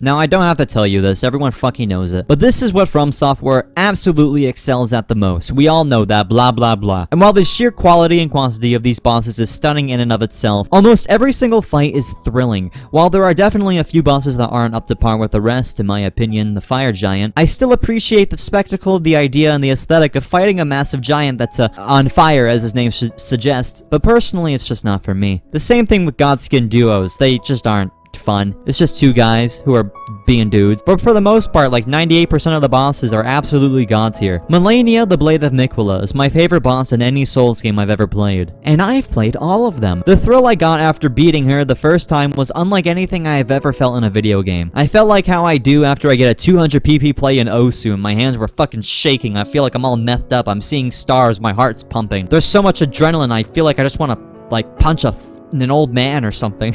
I want to pour a glass of water and then kick it over. I'm so amped up. It's like I just popped a molly and someone shoved a vibrator into my spine. And why is that? Because she is the embodiment of what makes a Souls boss. The only time I ever felt close to this was when I beat Sister Frida in Dark Souls 3 back when Leyndell came out. Malenia's beautiful story, the astounding environment, the perfect build-up, the speed of her attacks, the tiny windows to attack, the fact that she heals when she hits you, making you extra on edge, the second phase where she can inflict you with Scarlet Rot if you make one wrong move, the dialogue, the music, everything's so fucking perfect. The way that she flies around with her RNG waterfowl attack dance though, that's a little fucking dumb. It's not very swag, I don't like it, but that's just my opinion. Another astounding boss fight is Margit, which is most players' first major boss fight in the game. I love how he purposefully is offbeat, his attacks have an awkward rhythm and have a weird feel to them. Any seasoned Souls veteran needs to have a reality check, and any new player needs to learn to deal with this guy. But he ultimately serves as a way to tell you to fuck off and go explore, get something stronger, get a different build, feel the world around a bit, and then come back and fight me. And for that, he's pretty fucking cool. A perfect perfect showcase of the gameplay loop that you're gonna be getting yourself into. I also love the Wandering Night Riders, the Mystical Dragons, the Catacomb bosses, the Everjail challenges, all of them. They breathe so much life into the world and are all so fun and engaging. They always bring a cute little smile to my cute little face. It's perfect, I love it. It makes me happy.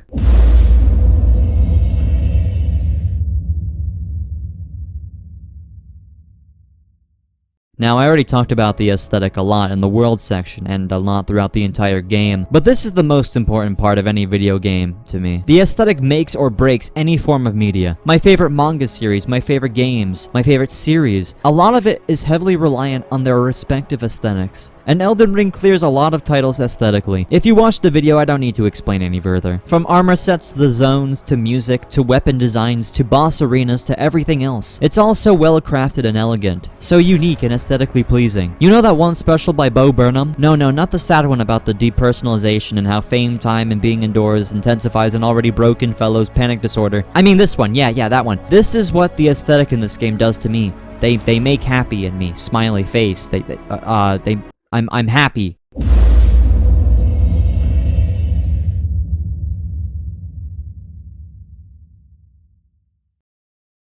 At the end of Dark Souls 3's The Ring City, in the last beat of the game series story, the final act that the player can make is go to the painted world of Leyndell after defeating Gale, and bring the blood of the dark soul of mankind to the painter girl in the chapel, to use as paint to create a cold, gentle, dark little world. Many headcanon that the world that she created was Bloodborne or Demon Souls, but I like to think that it's the lands between. A place so stunning and charming where everything looks like a painting, so wondrous, gentle, bright, cold, dark, full of life and love, death and decay. Colors, flowers, graves, and battlefields, full of detail and care in every single inch. With each part of the world full, not only with insurmountable amounts of content to do, but sights to see and feelings to behold. The vast variety of builds and weapons to use and customize, the extensive list of boss battles and dungeons, secrets and quest lines, it's like the game released with DLC already added. And frankly, I feel guilty for buying this piece of art for only $60. I kinda actually wish it was more, and I'm not just saying that. I'm a stingy, greedy little goblin. A world like this is definitely worth more. A world that is heightened, especially with such amazingly crafted world building and lore from George R.R. Martin and Hidetaka Miyazaki, merging two masters of world building and storytelling to create the most satisfying dark fantasy universe I've ever witnessed.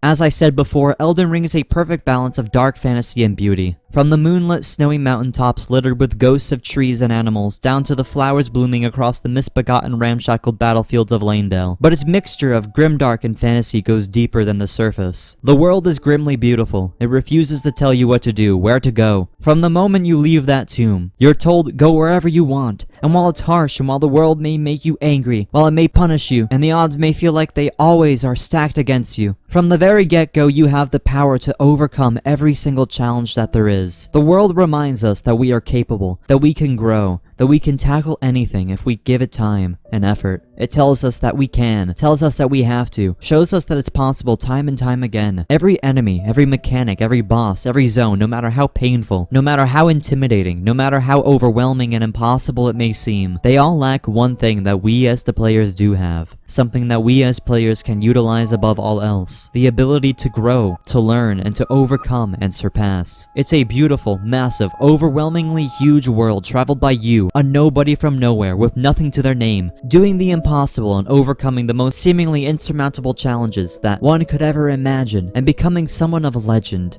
Spectacle after spectacle, battle after battle, the game reminds you more and more with each step you take, that so long as you don't give up, and keep on fighting in this cold, dark, gentle place, in time you can overcome anything that is thrown at you, and that one day you will look back at where you started in this vibrant, engrossing, magnificent place, not as a grim start, but as a beautiful beginning. And that is why, in my opinion, Elden Ring is the best open-world video game ever made.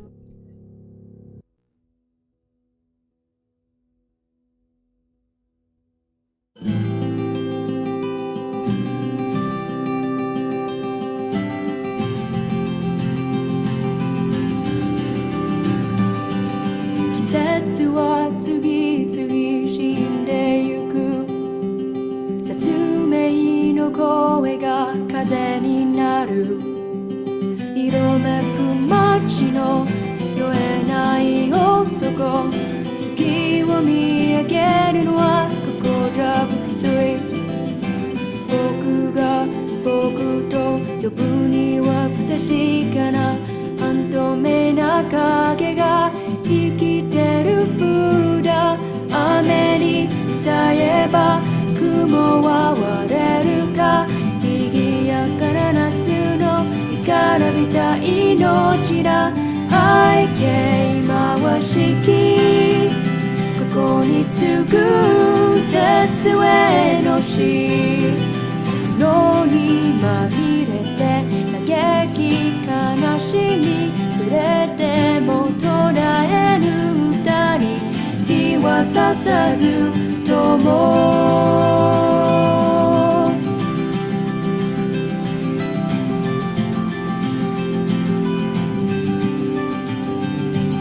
季節は次々生き返る。